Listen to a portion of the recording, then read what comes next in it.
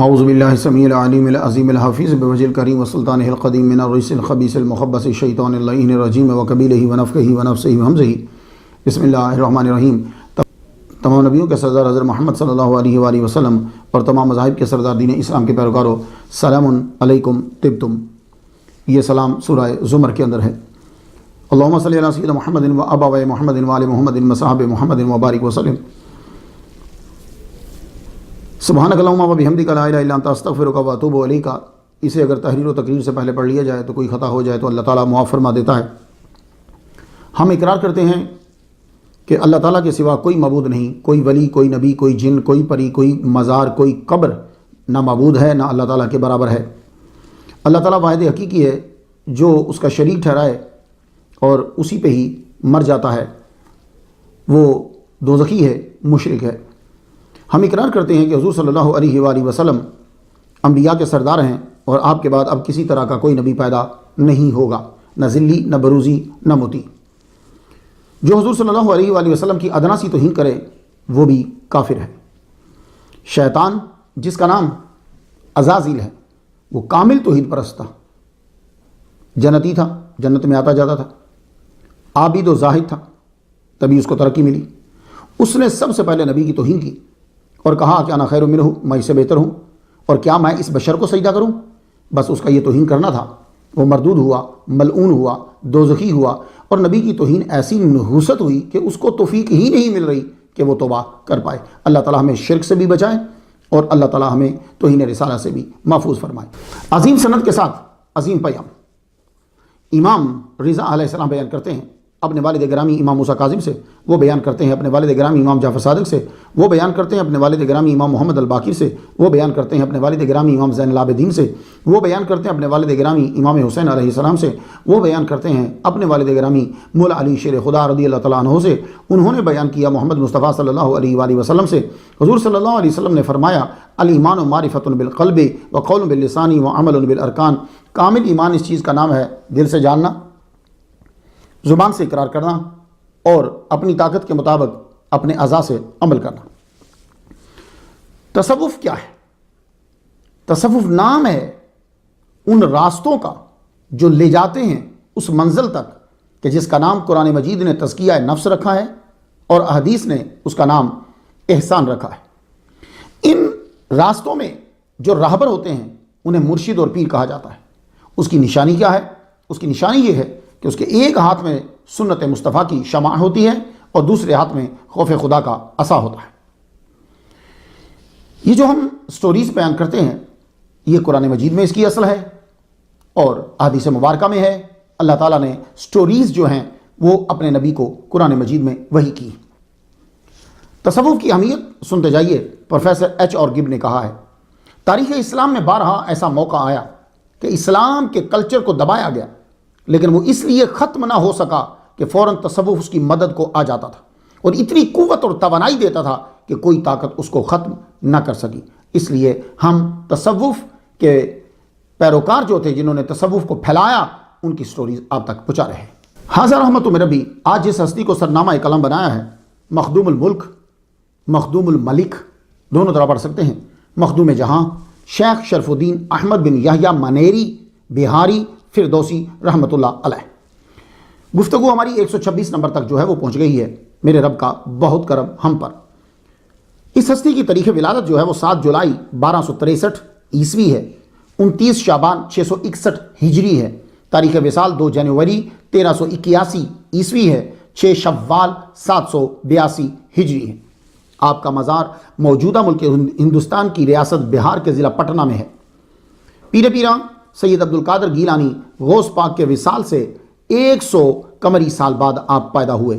آپ کو آج فیبروری 2018 میں دنیا سے گئے ہوئے تقریباً 637 شمسی سال ہو چکے ہیں۔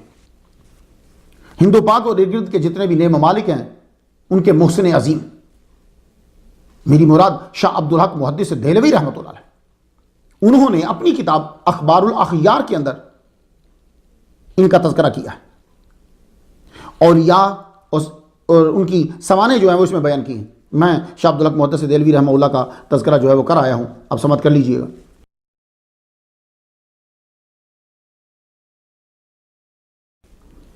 آپ نے بہار میں لوگوں کو تصوف جو اصل دین ہے اس کی تعلیم دی، اس لیے ہم انہیں بیان کر رہے ہیں۔ اپنی کرامات سے دین اسلام لوگوں کے دلوں میں مضبوط کیا اور اپنے کردار سے لوگوں کو اسلام کی طرف راغب کیا۔ یہی وجہ ہے کہ سید ابو الحسن ندوی جو ہیں، انہوں نے اپنی شورا آفاق کتاب کہ جو اب پاکستان کے یونیورسٹی کے نصاب میں بھی ہیں، تاریخ دعوت و عزیمت، اس کا ایک پیپر ہوتا ہے، تاریخ دعوت و عزیمت کی والیوم 3 جو ہے، تیسرے والیوم میں انہوں نے ان کا ایک چیپٹر باندھا ہے۔ اس کتاب میں تاریخ دعوت و عزیمت جو ہے، اس کتاب میں ان کا تذکرہ پکار کے یہ کہہ رہا ہے کہ یہ ان صوفیاء میں سے ہیں جو صاحب حال و قال تھے اور اسلام کے داعی ہیں۔ انہوں نے اسلام ہندوستان میں اس دور میں پھیلایا جب مشکل تھا۔ کیوں؟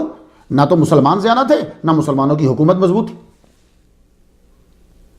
اور ایک وجہ جو ہے ان کو بیان کرنے کی وہ یہ بھی ہے کہ ہمارے پیارے دوست جناب محمد منظور قادری بہاری، انہوں نے فورس کیا، ہمیں پکچر جو ہیں وہ پرووائڈ کی، اور ہمیں جو ہے یہ ایک بہت بڑا احسان کیا کہ 20 مزارات جو بہار کے ہیں، خاص طور پر پٹنہ کے ان کی زیارت مجھے کروائی ویڈیو کال کے ذریعے سے، اور پھر شرف الدین احمد بن یحییٰ منیری رحمہ اللہ کے روزہ کی بھی زیارت جو ہے مجھے کروائی، اور میں نے یہاں سے فاتحہ جو ہے وہ پڑھی۔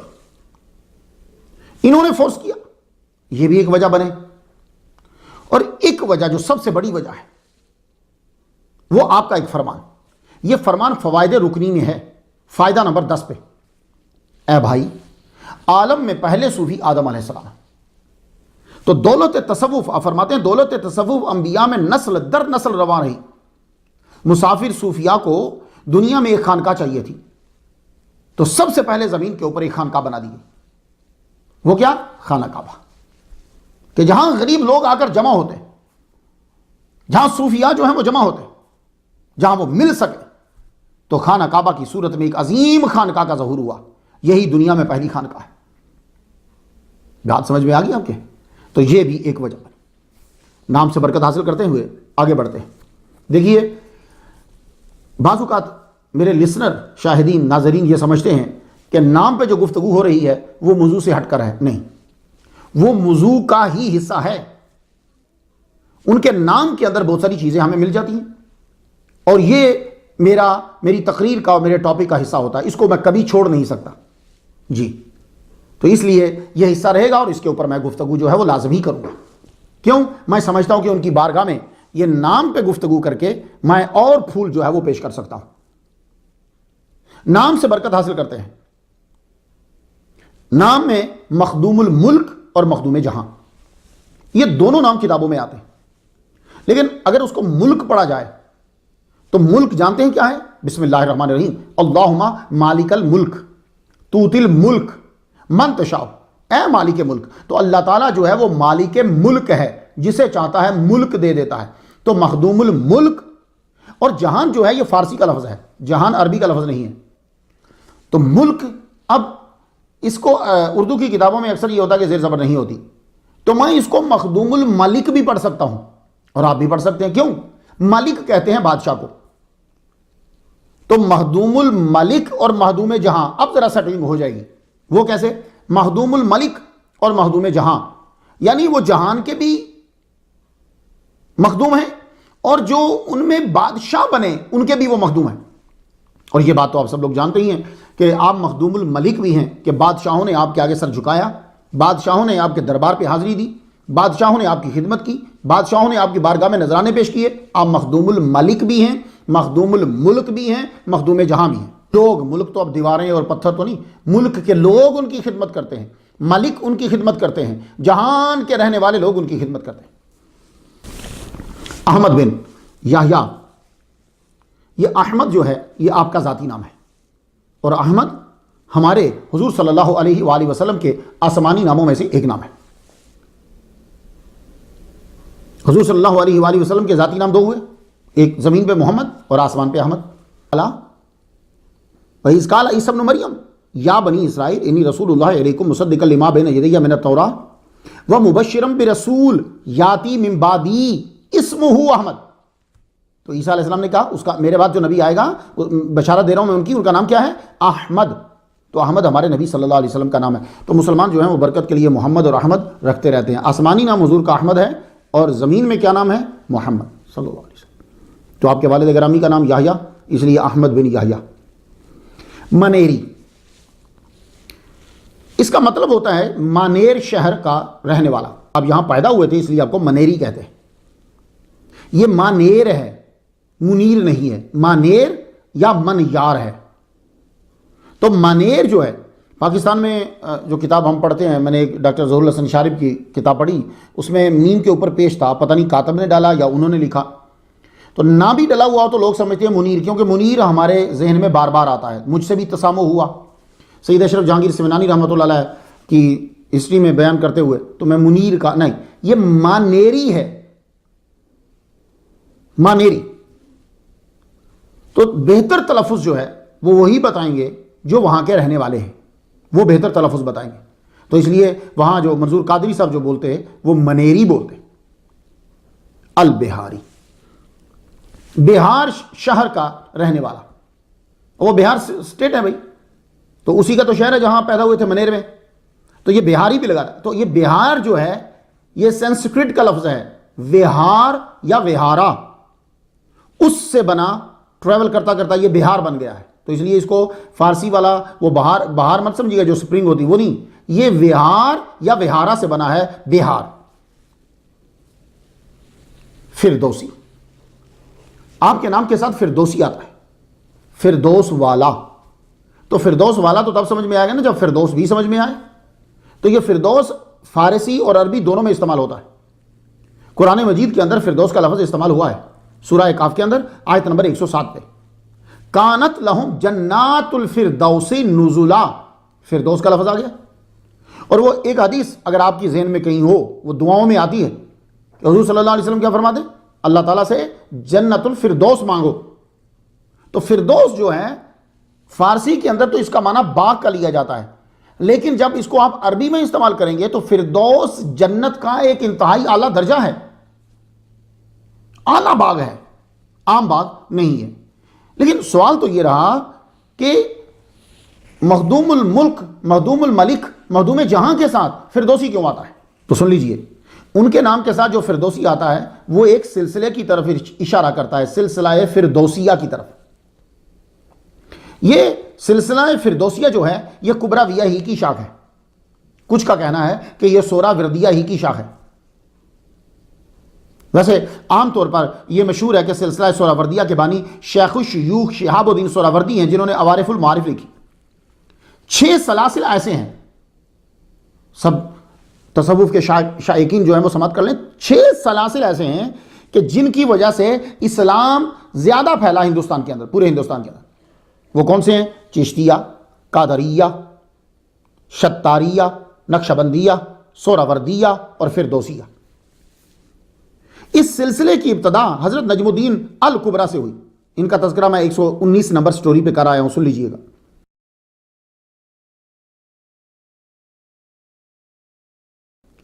ان کو ان کے مرشد شیخ ابو نجیب سہروردی رحمۃ اللہ علیہ نے خلافت دیتے ہوئے فرمایا تھا کہ تم مشائخ فردوس. تو ہندوستان میں سب سے پہلے اس سلسلے کے جو بزرگ آئے ہیں وہ شیخ خواجہ بدر الدین سمرقندی فردوسی رحمۃ اللہ علیہ جو ہندوستان میں آئے. ان کے مرید تھے شیخ رکن الدین فردوسی، خواجہ نجیب الدین فردوسی. ان کے مرید ہوئے مخدوم الملک شرف الدین احمد بن یحییٰ منیری رحمۃ اللہ علیہ. اب فردوسی کی کچھ سمجھ میں آ رہی کہ سلسلہ فردوسیہ سے وابستگی کی وجہ سے آپ کے نام کے آگے فردوسی آتا ہے. آپ کا شجرہ طریقت جو مجھے ملا وہ کچھ یوں ہے. مخدوم الملک نے خود ایک روز مجلس میں فرمایا مرشد کا شجرہ طریقت یاد کر لینا چاہیے، پڑھنے سے برکت ہوتی ہے. کیوں؟ اس لیے کہ ان میں اچھے لوگوں کے نام آتے ہیں. اب نیچے سے اوپر کی طرف جائیں تو ذرا ترقی کی طرف اشارہ ہے. الہی بحرمت خواجہ شیخ مخدوم الملک احمد بن یحییٰ منیری رحمۃ اللہ، الہی بحرمت شیخ نجیب الدین فردوسی، الہی بحرمت شیخ رکن الدین فردوسی، الہی بحرمت شیخ بدر الدین سمرقندی، الہی بحرمت شیخ سیف الدین باخرزی رحمۃ اللہ علیہ، الہی بحرمت شیخ نجم الدین الطامۃ الکبریٰ، الہی بحرمت شیخ ضیاء الدین ابو النجیب سہراوردی، الہی بحرمت شیخ وجد الدین ابو حفص، الہی بحرمت شیخ محمد بن عبداللہ، الہی بحرمت احمد سیاح دینہ وری، الہی بحرمت خواجہ ممشاد دینہ وری، الہی بحرمت خواجہ ابو القاسم جنید بغدادی، ایک سلسلہ ان کا اب جنید بغدادی سے بھی آتا ہے، الہی بحرمت خواجہ سری ساقطی رحمۃ اللہ علیہ، الہی بحرمت خواجہ معروف کرخی، الہی بحرمت امام علی رضا علیہ السلام، الہی بحرمت امام موسیٰ کاظم، الہی بحرمت امام جعفر صادق، الہی بحرمت امام محمد الباقر، الہی بحرمت امام زین العابدین، الہی بحرمت امام حسین، الہی بحرمت حضرت علی رضی اللہ تعالیٰ عنہ، الہی بحرمت سید المرسلین خاتم النبیین حضرت محمد صلی اللہ علیہ وآلہ وسلم۔ اللہ تعالیٰ سب پر رحمتیں نازل فرمائے اور راضی ہو سب سے۔ یا اللہ ان تمام ناموں کا صدقہ جملہ حاجات جو ہیں وہ پوری فرما دے، میری اور سننے والوں کی بھی۔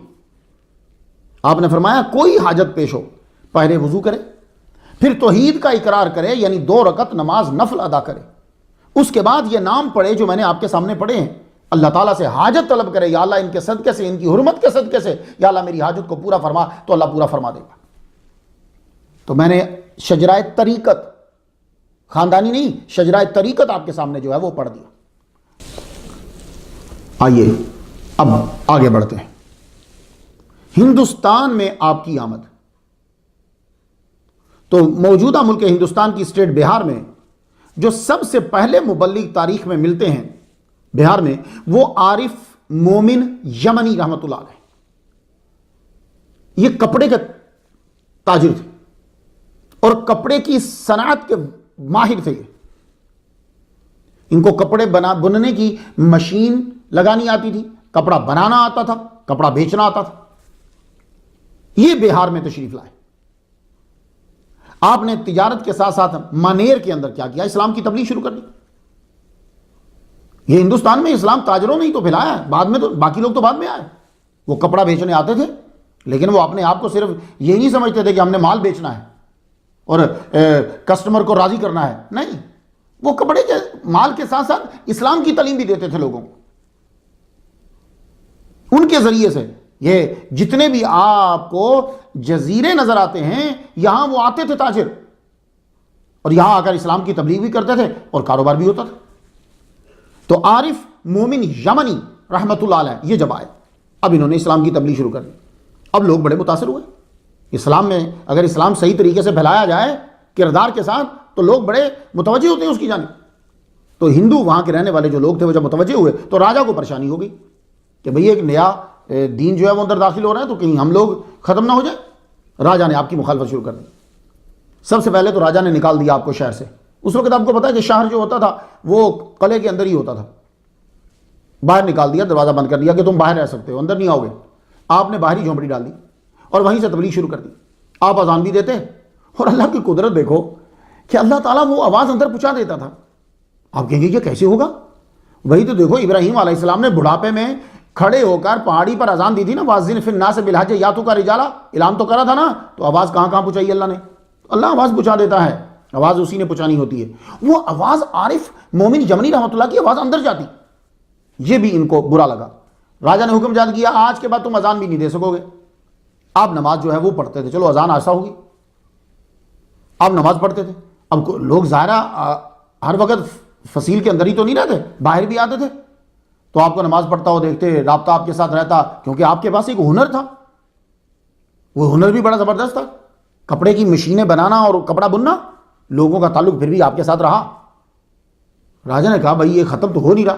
راجا نے پھر آخر کار آپ کو وہاں سے نکل جانے کا آرڈر دے دیا، اور اتنی سختی ہے کہ نماز پڑھنے میں سختی، بندوں کے ملنے میں سختی، آپ کا اس کو یوں ہی سمجھیے کہ سوشل بائیکاٹ کر دیا۔ پھر آپ وہاں سے اپنا سامان لپیٹا، آپ نے آپ وہاں سے مدینہ شریف چلے گئے، سیدھا بہار سے سفر کرا، مدینہ پہنچے۔ جب المدینہ المنورہ میں جب آپ پہنچے تو جا کے سرکار صلی اللہ علیہ وآلہ وسلم کے روضہ اطہر کے سامنے کھڑے ہوئے، عرض کی یا رسول اللہ میں منیر گیا ہوں، وہاں میں تبلیغ کر رہا ہوں اور وہاں کا راجہ مجھے تبلیغ کرنے نہیں دے رہا، آپ یہ کہہ کر وہیں قیام کر دیا۔ تو لوگ وہاں کیا اسٹمپ تو ہوتی نہیں تھی، ویزا اتنے دن کا ہے، اتنے دن رک سکتے ہو نا، جب چاہتے لوگ رہتے، آپ وہاں رہ رہے۔ ایک رات گزری، 3 راتیں گزری۔ اب ان 3 راتوں میں کیا ہوا ذرا سن لیجئے۔ ادھر عارف مومن یمنی رحمۃ اللہ علیہ مدینہ پہنچے اور ادھر بیت المقدس سے، اللہ اکبر جل شانہ، بیت المقدس کے اندر ہبرون، الخلیل، یہ علاقہ اب فلسطین کے اندر بھی ہے. اب تو وہ دو ملک بن گئے نا، اسرائیل اور فلسطین. تو وہاں سے ایک ہاشمی قریشی حضرت علامہ مخدوم تاج فقیہ تشریف لائے ہوئے تھے انہی دنوں میں. حضرت رحمت من ربی نومبر 2016 میں میں نے اس علاقے کی جو ہے وہ زیارت کی ہے. تو آپ بھی 111 نمبر سٹوری دیکھیے تو آپ بھی اس علاقے کی زیارت کر لیجئے.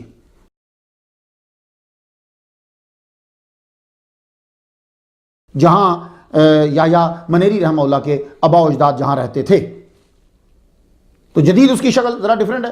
تو میں نے وہ پورا علاقہ جو ہے وہ گھوم کے دیکھا. الخلیل جو ہے نا وہ ہبرون، جہاں حضرت ابراہیم علیہ السلام کی قبر مبارک بھی ہے، وہ پورا علاقہ میں نے دیکھا ہے. تو آپ بھی زیارت کر لیجئے.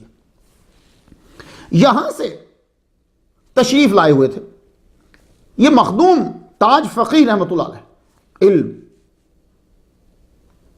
تاج فقیہ رحمۃ، محمد تاج فقیہ رحمۃ اللہ علیہ، قرآن حدیث اس کے ساتھ ساتھ فقہ کے بڑے زبردست ماہر تھے. امام الغزالی جیسے فلاسفر اور علامہ آپ کے علم کے متعارف تھے. تو یہ بھی مدینہ پہنچے. ادھر سے عارف مومن یمنی وہ بھی مدینہ المنورہ پہنچے ہوئے. علامہ محمد تاج فقیہ رحمۃ اللہ علیہ کو مسلسل 3 دن سے ایک ہی خواب آ رہا کہ تم منیر جاؤ. اب یہ سوچ رہے ہیں کہ منیر کدھر ہے. اچانک آپ کی ملاقات جو ہے وہ عارف مومن یمنی رحمۃ اللہ علیہ سے ہو گئی. وہ ان سے یوں ملے کہ جیسے پہلے سے پہچانتے ہیں، جبکہ انہوں نے نہیں دیکھا ہوا. وجہ کیا تھی؟ وجہ یہ تھی کہ عارف مومن یمنی کو حضور صلی اللہ علیہ وآلہ وسلم نے خواب میں فرمایا کہ تاج فقیہ کو ساتھ لے جاؤ، اور یہ ان کا چہرہ ہے. ان کو چہرہ دکھا دیا. یہ وجہ تھی کہ جب انہوں نے ان کو دیکھا تو ایک دم سے پہچان لیا. یہ دونوں پھر حضور صلی اللہ علیہ وسلم کا حکم لے کر روانہ ہوئے. 25 افراد تو حضرت تاج کے ساتھ تھے، خاندان والے تھے، کچھ دوسرے چاہنے والے تھے. 25 تو ان کے ساتھ تھے. کچھ راہ سے شامل ہوئے. یہ دونوں جب چلے اب مدینہ المنورہ سے بہار کی جانب چلے. رستے میں پہنچتے پہنچتے جب یہ بہار میں پہنچتے ہیں منیر میں، تو آپ کے ساتھ تقریباً 300 افراد شامل ہو چکے تھے. یہ 300 افراد کا ایک قافلہ بن چکا تھا. جو ہی بہار کی حدود میں داخل ہوئے راجہ کو معلوم ہو گیا. جب اتنی زیادہ تعداد میں کہیں کوئی داخل ہوگا تو پتہ تو چلے گا. تو 300 افراد جب داخل ہوئے راجہ نے اپنی فوج کو بھیج دیا. ان لوگوں نے ان کو مارنا شروع کر دی. تو جب حملہ ہوا تو آپ کیا فرماتے ہیں؟ جتنے بھی لوگ ہیں صلح کلی کے قائل ہیں یا دوسرے لوگ ہیں یا کسی مذہب کے ہیں، جب آپ کے اوپر حملہ ہو رہا ہے تو آپ کیا کریں گے؟ ہاں وہ بات کیجئے گا کہ جس پر عمل بھی کیا ہو. تو ظاہر ہے دفاع تو کریں گے. اب انہوں نے بھی دفاع کیا. اب جب دفاع کیا، اگلا آدمی تمہاری جان ہی لینا چاہتا ہے تو پھر دفاع تو کرو گے. اب جب دفاع کیا تو دفاع کے اندر ان کے بندے بھی مرے. ان کے کئی آدمی جو ہیں وہ شہید ہو گئے. آج بھی بہار کی زمین جو ہے آپ جا کے دیکھ لیجیے. ہمیں منظور قادری صاحب نے جو دکھائی ہیں وہ شہداء کی قبریں آج بھی بہار میں ہیں جو ان کے ساتھ آئے تھے. بڑے بڑے علامہ تھے ان میں. کیا مطلب؟ بڑے بڑے لوگ تھے. ہمارے ہاں بھائی امام علامہ مفتی بہت بڑا آدمی ہوتا ہے، مسلمانوں کے ہاں تو یہی ہوتا ہے. ان کی قبریں. اب جب اتنا ظلم بڑھ گیا تو پھر کیا ہوا؟ پھر کسی منچلے نے آگے بڑھ گئی. راجہ بھی جو ہے وہ بیچ میں لڑائی میں مارا گیا. جب راجہ مارا گیا تو پورے منیر کے اوپر جو ہے وہ قبضہ ہو گیا. اب قبضہ ان کا ہوا. عارف مومن یمنی، انہوں نے وہاں کے لوگوں کو کچھ نہیں کہا بلکہ ان کو مشینیں لگا کے دی. لے وہ کپڑا بنو، دوسری جگہوں پہ بیچو. علامہ محمد تاج فقیہ رحمۃ اللہ علیہ نے قبضہ کرنے کے بعد لوگوں کو مارا نہیں، کہا کہ یہ دیکھو یہ ہے ہمارا اسلام، سنو اسے، سمجھ میں آتا ہے تو قبول کرو، بینیفٹ ہے. یہ ہوتا ہے طریقہ. اسلام اسی طرح ہی، اولیاء نے اسی طرح بھائی آؤ سنو، سننے کے بعد فیصلہ تم کر لو کہ تمہارے پاس جو چیزیں ہیں وہ زیادہ فائدہ مند ہیں یا جو ہم تمہیں دے رہے ہیں وہ زیادہ فائدہ مند ہیں. اب جب لوگوں نے سنا تو رفتہ رفتہ لوگ آنے لگے. کیوں؟ اس لیے کہ ایک پرامن حکومت جو ہے وہ وہاں قائم ہو گئی. پرامن حکومت. اب وہاں کے راجہ سمجھ لو، بادشاہ سمجھ لو، حاکم سمجھ لو، سلطان سمجھ لو، وہ یحییٰ منیری کے آباء و اجداد ہیں. ان کے آباء و اجداد ہیں. اب جب حکومت بھی سٹیبل ہوئی، وہاں کی معاشی جو ہے وہ بھی سٹیبل ہوا. یہ اولیاء کرام نے دیکھا یہ نہیں کیا کہ صرف مفت کی نمازیں پڑھاتے جاؤ اور تبلیغ کرتے جاؤ، نہیں، ان کے کھانے پینے کا بھی بندوبست کر دیا۔ وہ عارف مومن یمنی رحمۃ اللہ علیہ کی ڈیوٹی ہے کہ ان کی معاشی حالت کو آپ نے بہتر بنانا ہے، وہ ان کو چیزیں سکھا دیجیے۔ تو حضرت تاج جو ہیں رحمۃ اللہ علیہ، آپ کے ساتھ آپ کے بیٹے بھی وہاں گئے تھے، کہتے ہیں کہ آپ کے 3 بیٹے اور 1 بیٹی تھی۔ شیخ اسرائیل ان میں سے ایک ہے، ان کی ولادت بیت المقدس میں ہوئی ہے، یعنی مطلب کہ جہاں وہ شہر ہے، وہ ایک پورا بڑا شہر ہے، آپ کبھی جائیے گا۔ تو سب سے پہلے شرفا کے بزرگ بہار آئے، اور وہ ہیں حضرت محمد تاج فقی رحمۃ اللہ علیہ۔ تو حضرت نے اپنے بیٹوں کو علم ظاہری اور علم باطنی سے مرصع کر دیا، پوری طرح کامل بنا کر پھر آپ نے اپنی اولاد کو اور اپنی زوجہ کو وہاں چھوڑا، خود مدینہ روانہ ہو گئے۔ تو شیخ اسرائیل بن محمد تاج فقی، ان کے آگے 3 بیٹے ہوئے۔ ان کے 3 بیٹے، ان میں سے شیخ مظفر ہیں اور دوسرے شیخ یحییٰ ہیں۔ شیخ یحییٰ کی ولادت بیت المقدس میں ہوئی تھی۔ آپ جب بہار میں آئے تھے تو 4 سال کے تھے، جو مخدوم الملک کے، مخدوم جہاں کے والد گرامی ہیں، وہ جب بہار میں تشریف لائے تو 4 سال کے تھے۔ شیخ اسرائیل نے دین اسلام کے زیور سے ان کو آراستہ کیا، ان کی شادی ہوئی۔ انہی کے دوست شیخ شہاب الدین پیر جگجوت بلخی، یہ کاشغر کے شہزادے ہیں، ان کی بیٹی سے شادی، بی بی سیدہ رضیہ۔ اللہ تعالیٰ نے ان کو 4 صاحبزادے عطا فرمائے۔ اللہ تعالیٰ نے 4 صاحبزادے عطا فرمائے اور 1 صاحبزادی عطا فرمائی۔ کن کو؟ یحییٰ منیری رحمۃ اللہ علیہ کو، شیخ جلیل الدین، شیخ خلیل الدین، شیخ مخدوم الملک، مخدوم جہاں شرف الدین احمد بن یحییٰ منیری، اور شیخ حبیب الدین۔ شیخ یحییٰ منیری جیسا والد ہو کہ جن کا شجرہ ملتا ہو زبیر بن عبد المطلب سے رضی اللہ تعالیٰ، اور علم میں وہ مقام کے بغداد کے لوگ اعتراف کریں آپ کے علم کا، اور تصوف میں یہ عالم کے تخت و تاج سپرد کر دیں، اور والدہ آپ کو وہ ملی جو عالم صوفی کی بیٹی ہے، اور شجرہ ملتا ہے امام جعفر صادق سے جا کر، تو پھر بیٹا مخدوم الملک کیوں نہیں ہوگا، مخدوم جہاں کیوں نہیں ہوگا؟ باپ یحییٰ منیری ہو اور ماں جو ہے امام جعفر صادق کی اولاد سے ہو، تو بیٹا مخدوم الملک کیوں نہیں، مخدوم جہاں کیوں نہیں ہوگا؟ اللہ اکبر جل شانہ۔ کی ولادت صوبہ بہار کے شہر منیر میں ہوئی۔ اس وقت یہ دارالحکومت ہوتا تھا۔ ڈاکٹر پاول جیکسن نے کہا ہے، وہ کہتا ہے کہ he was born in Maner, a town about 20 miles of Patna in Bihar on August 1263۔ Powell Jackson نے یہ لکھا، اس نے ترجمہ کیا ہے نا The 100 Letters، پاول جیکسن نے کرا ہے انگلش میں۔ آپ کا جو مکتوبات 100 مکتوبات جو ہیں اس کا ترجمہ کیا ہے اس نے، وہ اپنی کتاب میں یہ لکھا۔ تو بہار ریاست کو یہ اعزاز حاصل ہے کہ اس پہ مخدوم الملک شرف الدین احمد بن یحییٰ منیری رحمۃ اللہ علیہ 29 شعبان 661 ہجری میں پیدا ہوئے، اور آپ کا نام احمد رکھا گیا۔ اس کا تذکرہ آپ نے خود کیا ہے کہ میرا نام احمد ہے۔ آپ نے تعلیم کتنی حاصل کی اور کس سے حاصل کی؟ علماء صوفیاء اور سادات کے گھروں میں آج یہ 2018 جو جا رہا ہے، آج سے 100 سال پہلے وہ تمام باتیں صرف رہنے سے آ جاتی تھی جو آج ہم کو پڑھنے کے بعد حاصل ہوتی ہیں۔ کیوں؟ اس لیے کہ وہ خود سب ان کے گھر کا سسٹم جو ہوتا تھا وہ سنت کے مطابق ہوتا تھا۔ ابھی آپ فیضان مدینہ کے کسی مدرسہ میں چلے جائیے، مجدد مسلک اہل سنت پیر علامہ الیاس قادری مدث الاولاری، خدا تعالیٰ ان کو صحت و تندرستی والی طویل زندگی عطا فرمائے، انہوں نے جو کام کیا ہے وہ شاید ہی کوئی بندہ کر پائے گا۔ آپ ان کے کسی مدرسہ میں رہیں تو کیا ہوگا؟ جو چیزیں ہم پڑھنے کے بعد حاصل کرتے ہیں وہ اس بچے کو وہیں حاصل ہو جائیں گی۔ کیوں؟ اس لیے کہ ان کے مدرسے کا نظام ہی ایسا ہے، اور یہ سسٹم صوفیاء کے گھروں میں ہوتا تھا۔ تو مخدوم الملک، مخدوم جہاں کا گھرانہ وہ گھرانہ ہے کہ علم، تصوف، بادشاہت سب ایک ساتھ جمع ہو گئے تھے اس گھر کے اندر۔ جس عمر میں ہم بچے کو کچھ نہیں سکھاتے، آپ نے اس عمر میں اپنے والد اور والدہ سے سب کچھ سیکھ لیا۔ وہ جو بنیادی چیزیں آداب ہیں، اب آپ کو نمونہ بننا تھا، تو ظاہری طور پر بھی آپ نے پڑھنا شروع کیا۔ اب دیکھیے پورا نظام ہر دور میں چینج ہوتا رہا. کسی جگہ میں کسی طرح سے پڑھایا جاتا ہے, کسی جگہ میں کسی طرح سے پڑھایا جاتا ہے. میں جب مراکو گیا وہاں میں نے کچھ دن کلاسز اٹینڈ کری.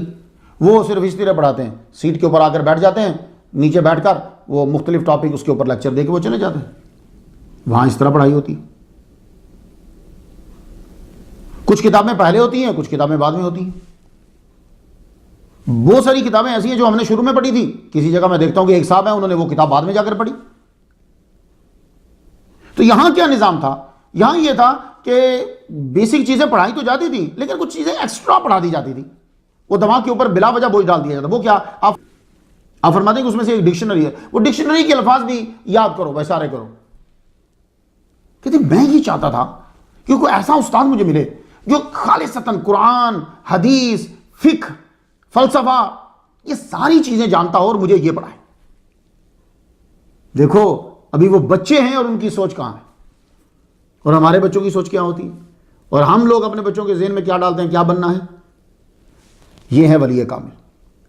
ان کی عمر مبارک ابھی 11 سال سے اوپر نہیں ہوئی. یہ سوچ تب کی ہے کہ میں قرآن کو سیکھنا چاہتا ہوں, اس کی تفسیر, حدیث, اس کے اصول, یہ ساری چیزیں میں پڑھنا چاہتا ہوں. تو آپ اسی سوچ میں رہتے میرے رب تعالیٰ نے سبب بنا دیا. جب آدمی کسی چیز کو سوچتا ہے تو رب تعالیٰ سبب بنا دیتا ہے. آپ اچھی سوچ رکھو تو صحیح. اللہ نے کیسے سبب بنایا؟ مولانا شرف الدین توامہ بخاری رحمۃ اللہ علیہ یہ منیر تشریف لے آئے. وہ کیسے؟ یہ مولانا شرف الدین ابو توامہ جو ہیں یہ تشریف لائے. یہ ہیں کون؟ اللہ اکبر, اللہ, بڑی ہستی. مولانا شرف الدین ابو توامہ 610 ہجری میں پیدا ہوئے. 45 سال کی عمر تک تبلیغ کرتے رہے. یہ بخارا میں پیدا ہوئے تھے. پھر اس کے گرد جتنے علاقے اس دور میں مشہور ہوتے تھے, عراق تک آپ گئے. بخارا کے آپ رہنے والے تھے. بخارا, خراسان, وہاں کے اعلیٰ اساتذہ سے آپ نے تعلیم حاصل کی. عراق میں جب گئے تو وہاں کی شہرت پھیلی. پھر عراق سے 1260 میں آپ دہلی آئے. دہلی جب آپ تشریف لائے, یہاں آ کر آپ نے مدرسہ بنایا. 6 سال کے اندر اندر آپ کی شہرت علمی حلقوں کے اندر پھیل گئی. ہزاروں لوگ آپ کے پاس آنے لگے. تو 1266 عیسوی میں دہلی کے تخت پر غیاث الدین بلبن کا مکمل قبضہ ہو گیا تھا.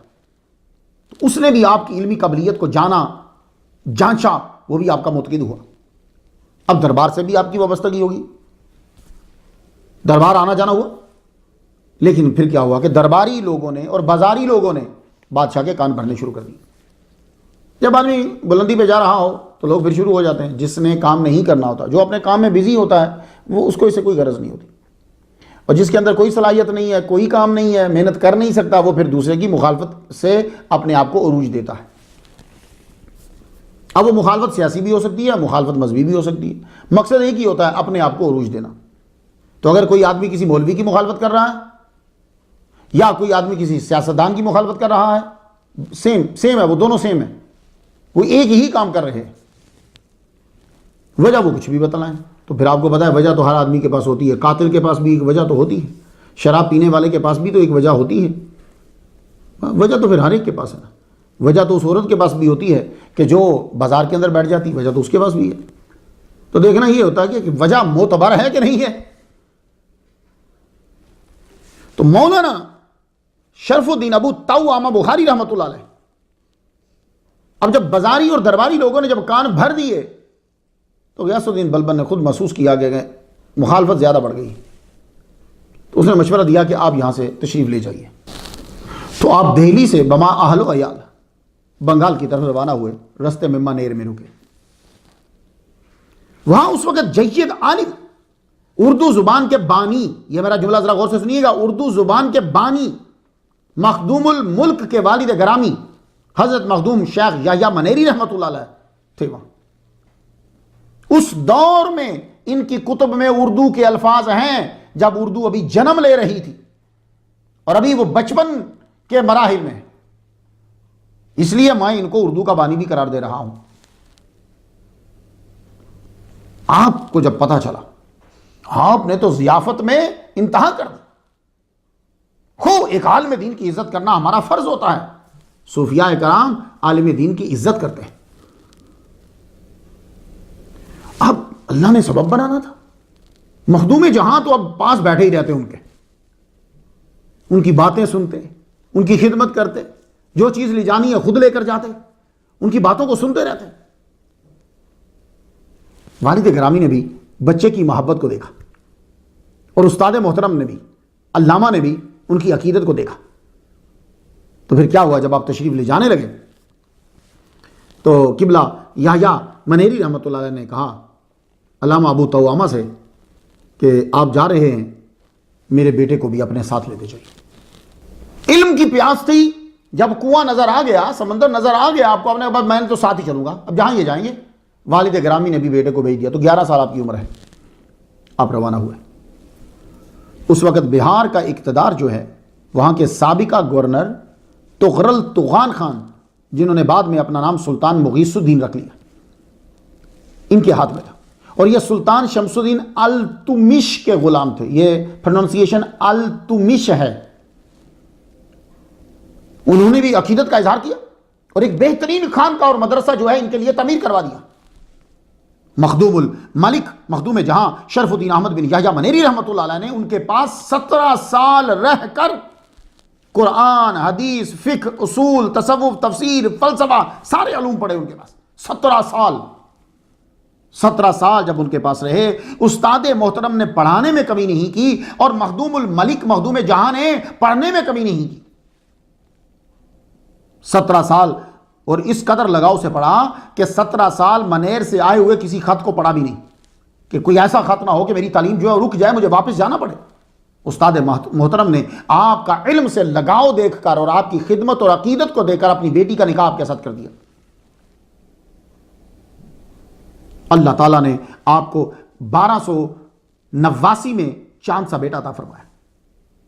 11 سال کے تھے تو سنار گاؤں گئے تھے, 17 سال میں جامع معقول و منقول ہو گئے, اور اللہ تعالیٰ نے آپ کو ایک بیٹا عطا فرمایا جو زندہ رہا. ویسے کچھ لوگوں نے زیادہ تعداد لکھی ہے, انہوں نے کہا ہے کہ بیٹے اور بھی ہوتے لیکن وفات پا گئے, اللہ بہتر جانتا ہے. آپ کی عمر تقریباً 28 سال تھی, کیونکہ آپ کی پیدائش 1263 میں ہے. آپ 1274 میں سنار گاؤں گئے تو 11 سال کے تھے.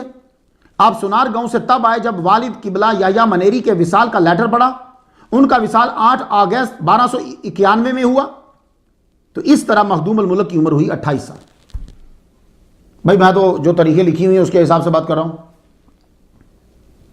تو آپ 28 سال کی عمر میں واپس تشریف لائے.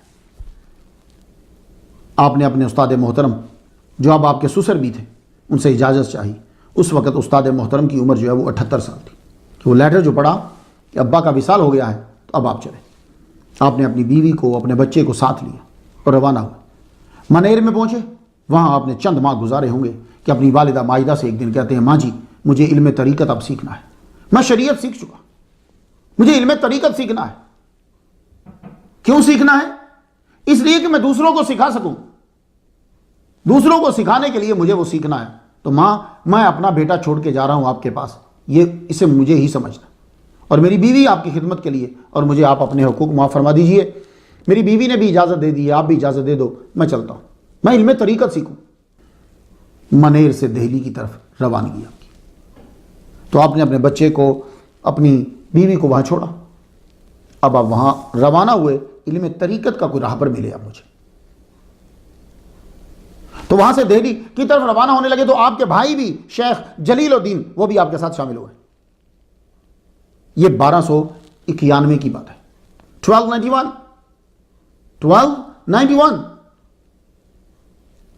اب 1291 میں آپ وہاں سے روانہ ہو رہے ہیں, تو اس دور میں جو مشہور تھے آپ ان سے ملے. بو علی شاہ قلندر کا نام سنا, ان سے بھی جا کے ملے. لیکن بو علی شاہ قلندر زیادہ تر جذب اور سکر میں اس وقت تھے, کہنے لگے ہیں تو بڑے اعلیٰ مقام کے, لیکن ہمیں سالک کی ضرورت ہے.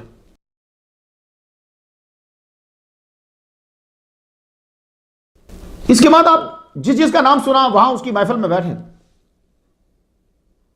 آپ نے فرمایا یہ سب ابھی راہ میں ہیں, اور یہ منازل ہم طے کر چکے ہیں.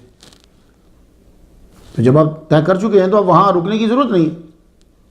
پھر نام سنا شیخ خواجہ نظام الدین اولیاء.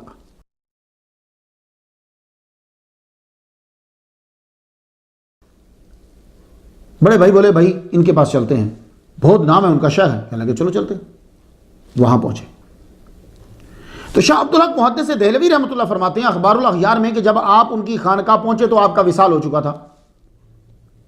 اگر تاریخی حوالے سے دیکھا جائے، جو میں نے تاریخیں آپ کو پیش کی ہیں، میں کسی کو غلط نہیں کہہ رہا، لیکن اگر تاریخی حوالے سے دیکھا جائے تو یہاں تسامح ہوا ہے. کیوں؟ اس لیے کہ مخدوم جہاں 1291 میں گئے تھے اور نظام الدین والملت والاولیاء کا وصال 34 سال بعد 1325 میں ہوا ہے. تو یہاں ڈاکٹر پاؤل جیکسن سے بھی تسامح ہو گیا، اس نے 1280 لکھا ہے. اس وقت تو آپ سونار گاؤں میں پڑھ رہے تھے. تو اگر مخدوم جہاں کے والد گرامی کی وفات 1291 میں ہوئی ہے اور آپ 1291 میں وہاں سے دہلی کی طرف بڑھے ہیں، تو نظام الدین اولیاء رحمہ اللہ زندہ تھے، کیونکہ آپ کا وصال 1325 میں ہوا ہے. یہ تسامح ہو گیا ہے. اب اگر آپ کہیں جی فلاں کتاب میں لکھا ہوا ہے، فلاں کتاب میں لکھا ہوا ہے، میں کتابوں کا انکار نہیں کر رہا، میں یہ پوچھ رہا ہوں کہ اگر 1291 میں آپ دلی کی طرف گئے ہیں تو پھر 1291 میں تو وہ زندہ تھے، کیونکہ 1325 میں 34 سال کے بعد جا کر وصال ہوا ہے. تو اتنا عرصہ یہ ہے، یہ اس کی وجہ سے میں کہہ رہا ہوں کہ تسامح ہو گیا ہے. اب وہ تسامح کیوں ہوا ہوگا؟ اس لیے کہ انہوں نے کسی کتاب سے عبارت کو دیکھا ہوگا، تاریخ کو نہیں دیکھا ہوگا. جب آپ خواجہ نظام الدین اولیاء رحمہ اللہ کے پاس پہنچے، ان سے ملاقات ہوئی، انہوں نے بھی خوب ضیافت کیا. آپ صوفیہ عالم دین کی عزت کرتے، تو ضیافت جو ہے اس دور میں، اور آج بھی شاید ہندوستان کے علاقوں کے اندر ایسا ہوگا، ضرور ہوگا، کہ جب آپ کا کوئی پسندیدہ مہمان آتا ہے، آپ کھانا کھلانے کے بعد گلوری پیش کرتے ہیں، وہ پان بیڑا جسے بولتے ہیں، وہ پان پیش کرتے ہیں. تو خواجہ نظام الدین اولیاء رحمہ اللہ نے بھی 3 پیش کیے. 3 پیش کیے. اس سے یہ پتہ چلتا ہے کہ آپ نے ان کو بڑی عزت اور احترام کا مقام دیا. تو آپ نے فرمایا بھائی آپ کا فیض ہمارے پاس نہیں ہے، آپ کا فیض کئی سالوں پہلے کسی اور کے سپرد کر دیا گیا ہے، آپ خود ہی وہیں پہنچ جاؤ گے. اب اس کی دلیل دوں میں آپ کو. مخدوم جہاں حضرت نظام الدین اولیاء رحمہ اللہ کی بڑی عزت اور بڑی تکریم کرتے تھے. اس کی دلیل میرے پاس یہ ہے کہ آپ کے ملفوظات جو ہیں اس کے اندر تائید کے لیے بطور حوالہ آپ حضرت خواجہ نظام الدین اولیاء کی باتیں پیش کرتے تھے. معدن المعانی 51ویں باب میں آپ جائیے، 51ویں باب میں جائیے، تو آپ نے فرمایا کہ ان کا اتنا بلند مقام ہے، جو مشکل انہیں بیداری میں پیش آتی تھی وہ خواب میں پوچھ لیتے تھے، حالہ ہو جاتی تھی. اور ایک دفعہ حضرت نظام الدین اولیاء کا تذکر آیا تو فرمایا اس بات میں کوئی شبہ نہیں، وہ بزرگ ہیں. ہم نے پڑھا ہے کہ امیر حسن سے کہا کہ تم یہ دعا مانگا کرو، اللہم انی اسالک اللہ اسالک سوا کا، اے اللہ میری دعا ہے تیرے علاوہ کسی سے نہ مانگو، میں تجھ سے تجھی کو مانگتا رہوں. کہتے ہیں یہ بات ان کی ہمت کی دلیل ہے.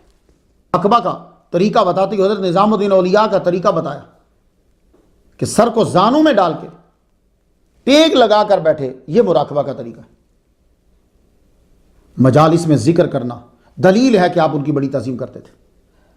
بات سمجھ میں آئی؟ تو اس لیے اگر کسی لہجے سے یا لائن سے یہ ثابت ہو تو ذہن جھٹک دیجئے گا، آپ ان کی بڑی عزت کرتے تھے. خود انہوں نے فرمایا کہ بھئی آپ کا فیض ہمارے پاس نہیں ہے.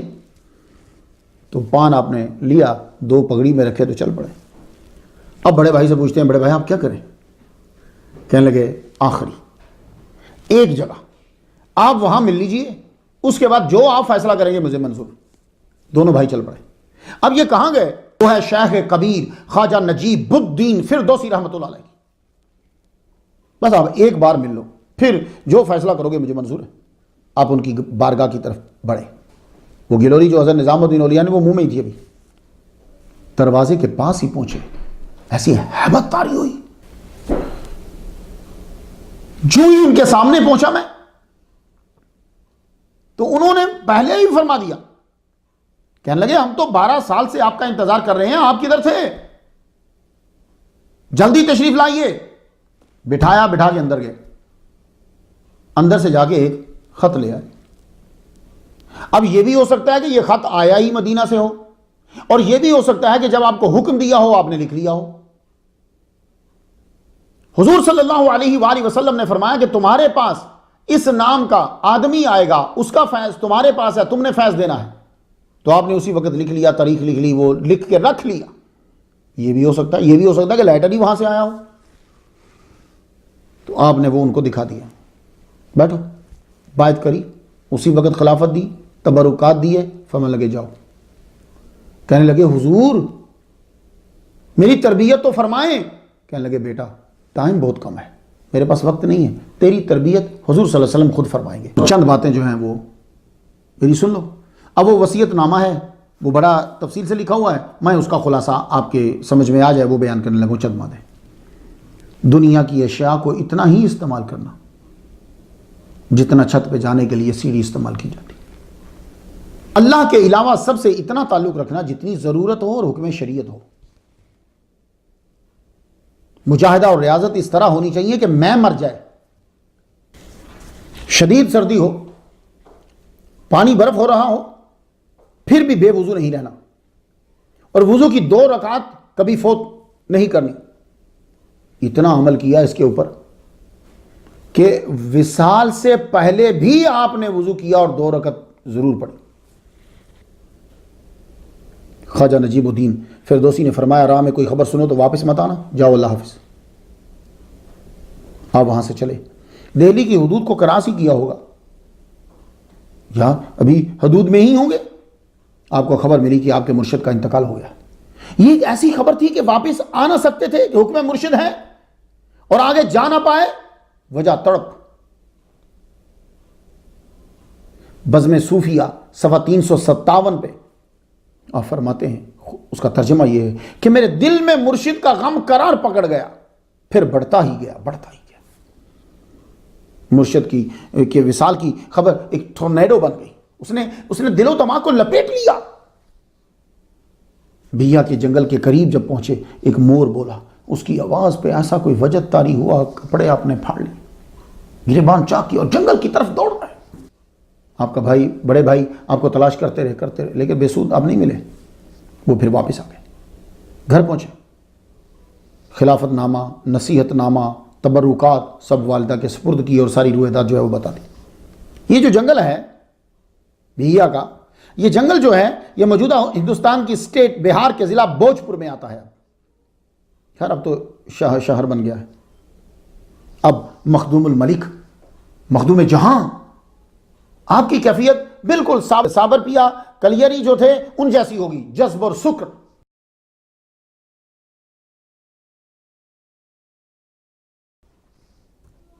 دس سال جنگل میں گزار دیے، کسی کو کچھ خبر ہی نہیں۔ جذب و سکر میں اتنے گئے کہ ایک درخت کے نیچے کھڑے ہو گئے، کھڑے ہوئے سالوں گزر گئے، جسم کو پتوں اور مٹی نے کیا کیا؟ ڈھانپ لیا بالکل۔ چونٹیاں، سانپ اور یہ آپ کے جسم سے گزر کر یوں درخت کے اوپر چلے جاتے۔ ایک روز ڈمراؤں کا راجہ شکار کھیلتا ہوا آیا، وہ اس درخت کے نیچے بیٹھ گیا۔ اس کو یوں ڈاؤٹ ہوا، شک ہوا کہ یہ تنا نہیں ہے، کوئی انسان ہے۔ اس نے بلایا اپنے بندے، کہنے لگا بہت احتیاط کے ساتھ یہ پتے اتارو، یہ مٹی اتارو۔ دیکھا تو واقعی نیچے انسان، فوراً اٹھایا، ان کو لے کر گئے، شاہی طبیب سے یہ کہا کہ ان کا علاج شروع کرو۔ اب اس نے ایسے آئل استعمال کرے، آپ کے جسم میں تازگی آئی، آپ کے جسم میں لچک آئی۔ پھر آپ نے اپنی پوری تفصیل جو ہے وہ راجہ کو بتلائی۔ راجہ آپ کا دیوانہ ہو گیا، کتب میں تحریر ہے۔ اللہ نے اس کے خاندان کو پھر بڑا نوازا۔ آپ کے چچا زاد بھائی مخدوم شاہ شعیب فردوسی اپنی تصنیف مناقب الاصفیاء میں لکھتے ہیں، اس کتاب کو بھی پڑھیے گا، زبردست کتاب ہے، فارسی میں ہے۔ کہتے ہیں ایک رات شدید سردی تھی، کڑک زبردست، بارش بڑی زبردست، اور آپ کی والدہ ماجدہ جو ہیں وہ یوں بیٹھی ہوئی، دروازہ کھولا ہوا آپ نے اپنے کمرے کا، اور والدہ کہہ رہی میرا بیٹا اس وقت کس حال میں ہوگا؟ آپ کی نظر صحن میں، میرا بیٹا کس حال میں ہوگا اس بارش میں، کڑک میں، کیا حال ہوگا اس کا؟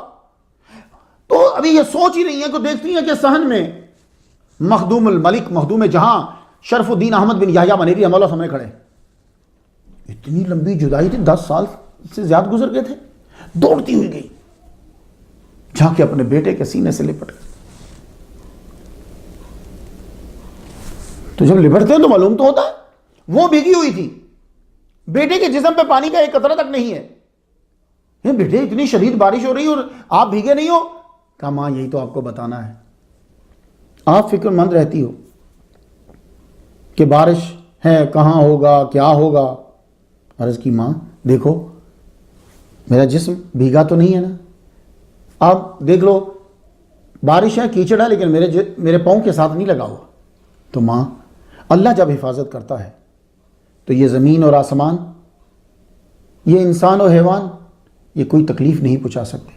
ماں آپ میرے بارے میں کچھ فکر مند نہ ہوا کرو. چند روز ماں کی خدمت کی، پھر ایک روز چلے گئے، پھر ایک روز چلے. لوگ پوچھتے ہیں، جن کو نفس کی مخالفت مشکل لگتی ہے وہ پوچھتے ہیں، جو لوگ 3 ٹائم کھانا کھاتے ہیں وہ پوچھتے ہیں، جو لوگ مہنگے مہنگے لباس پہنتے ہیں وہ پوچھتے ہیں، دن بھر لوگوں کے حقوق مارتے ہیں وہ پوچھتے ہیں، گھر والوں کو تنگ کرتے ہیں وہ پوچھتے ہیں، مسجد میں نماز پڑھنے جاتے ہیں مولوی کو تنگ کرتے ہیں وہ پوچھتے ہیں کہ یہ جو صوفیاء اور اولیاء ہیں یہ مجاہدہ کیوں کرتے ہیں؟